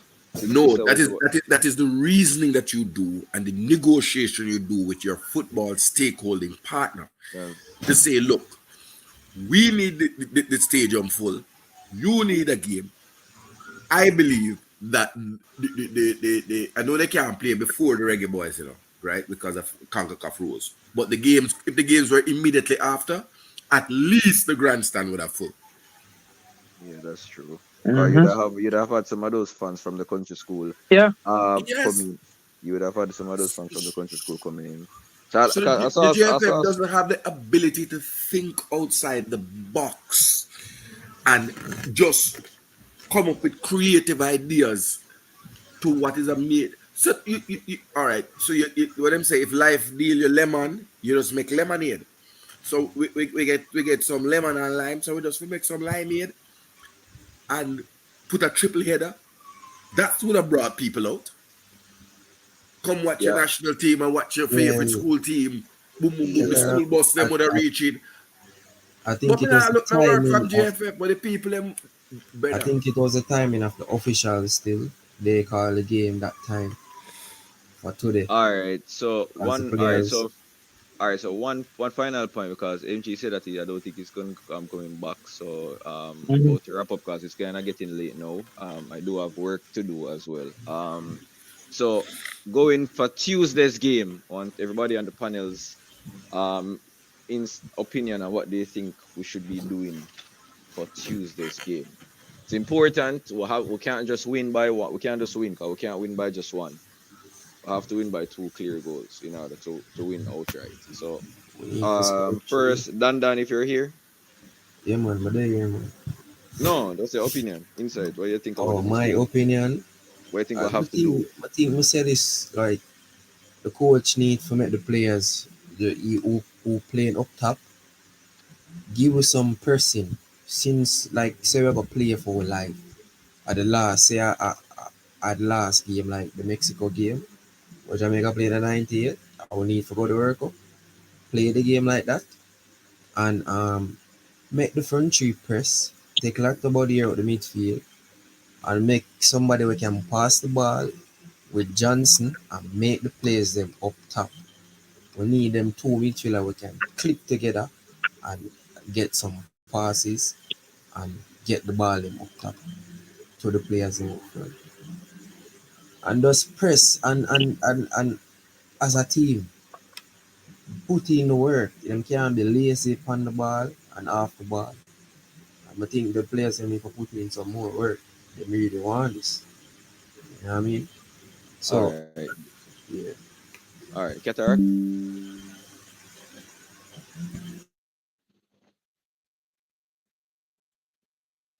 Cataract. here. Wayne? Yeah, man. So I think we're really up against it, because from the history show, the last result, the last time we had this doubleheader, I mean this two-legged thing, we were 0-0 and 4-1. So we expect that we're going to be really, really up against it when we go up there. And with the absence of Antonio, I wonder if we're going to get back them all right for that game. It's not looking so good, but certainly, I like what I saw from DJ today. I mean that it takes some brilliance from him to have spotted the move from Bowser and made that pass straight through the middle.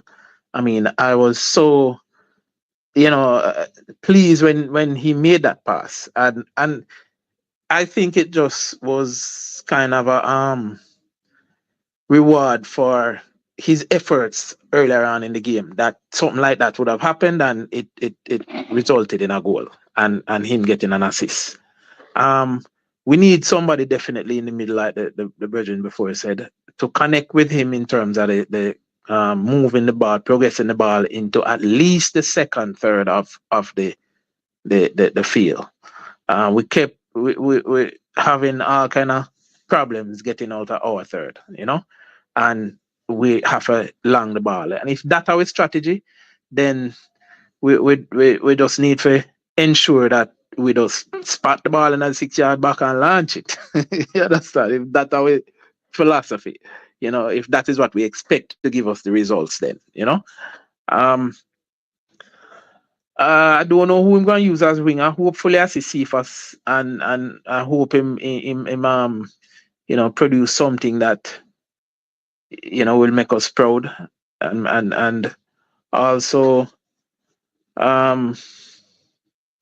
the defensive. I don't know. We need some bolstering of our defense too.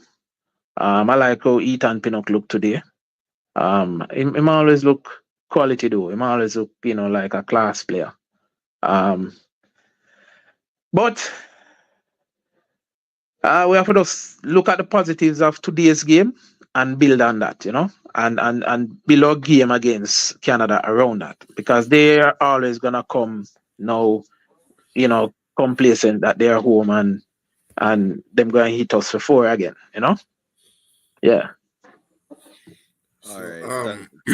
On Tuesday, I noticed you didn't say who the man of the match was for the various panelists. I did. Who was the man of the match? For me, it was Dexter. Dexter Lembekisi? Yeah, for me, it was Dexter. Okay. I think Daniel Johnson, he played a yeoman's role. Yeah. He was the one doing the talking on the pitch. But Tuesday, put away the chances, jump out early, silence the Red Patch boys and the partisan Canadian crowd. Unfortunate that you didn't win, because that would have caused the Jamaicans in Toronto to want to roll out. There you go. So, there was another consequence of not winning. The issue of the CDM thing has to be fixed, though. I really believe Latib. So let me tell you, I had to put Dexter at left back and Latibody at right back, and try with it. Yeah. And as I said to somebody earlier, I'm not either the Greg Lee or the Amari Bell Church. Amari Bell is a championship left back. Decent, but it's not elite. And what I'm looking for is elite players to complement those that we have here in our domestic league. The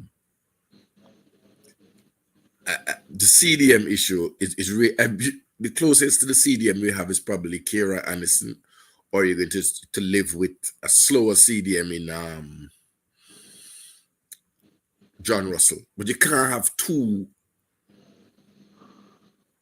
It's like you run taxi, you have two AD wagon, and you want to use one Nissan Note. Forgot to do the work. So I believe that is there. I don't know how they're going to rearrange up front. If Mikel Antonio is not available, which I don't think he is, that's a big blow to Jamaica because I believe he's the heartbeat of the Jamaican team. He's the person that makes things happen because he attracts attention and he's just a magnet for attention and that opens up the space for other people. You know what I mean? I don't rate Omar Richards. Sorry. So I'd love to see what happens up front. I believe it will be Boza, Bailey on one wing. We also have to ask why was Whisper sitting in the stands. We really do have to get an answer for that, and I don't know if we got a sufficiently reasonable answer as to why Whisper was not in this squad. Because again, we were crying out for wing play. What, Whisper was there? Whisper was in the stand. Whisper was in the stands, which was kind of puzzling, but I'm not gonna go into that. And who was that player? Omari Richards. Omari Richards. No man, that's a left back. A left back. No. Look here, if it's Tyreek Mitchell is a savior. And Tyreek Mitchell thing on its way. So we just have to hold on for March for see Tyreek Mitchell. And I heard about Mason Greenwood like that. But my thing about the thing with Mason Greenwood and Tyreek Mitchell, I don't see you bring Devontae Cole here to finish up his paperwork, right? Take a youth like Tyreek Mitchell. Tyreek Mitchell, mother Jamaican and father Jamaican. He's not looking for no granny Dulcimania and looking at granny grip assert for your birth certificate. Why would you fly him down here? You understand what I say? It's scratching my head. I believe if we had a natural game, I would have brought Mason Greenwood down for acclimatization and to progress his paperwork. The stadium, for me, last night, I mean, barring no rain or everything, if we heard that Mason Greenwood was here in Jamaica, forget the game, free. People would be paying money to come and see it. If one of the Jamaican club, let's say what do you call it again, Cavaliers end up, let's say it wouldn't happen, playing Inter Miami in the club championship, and Messi is on the squad sheet. You think you don't take the stadium and go full? Stadium can't hold so much people. So I mean, I wish the boys well on Sunday. It's a short turnaround time, but the both teams face that. A lot of the players are playing outside of Jamaica, so they should be comfortable with the colder climate.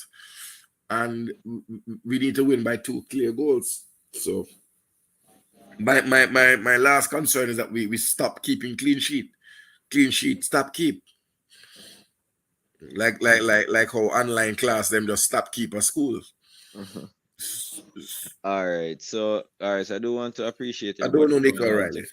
All right, so I want to appreciate everybody for coming on.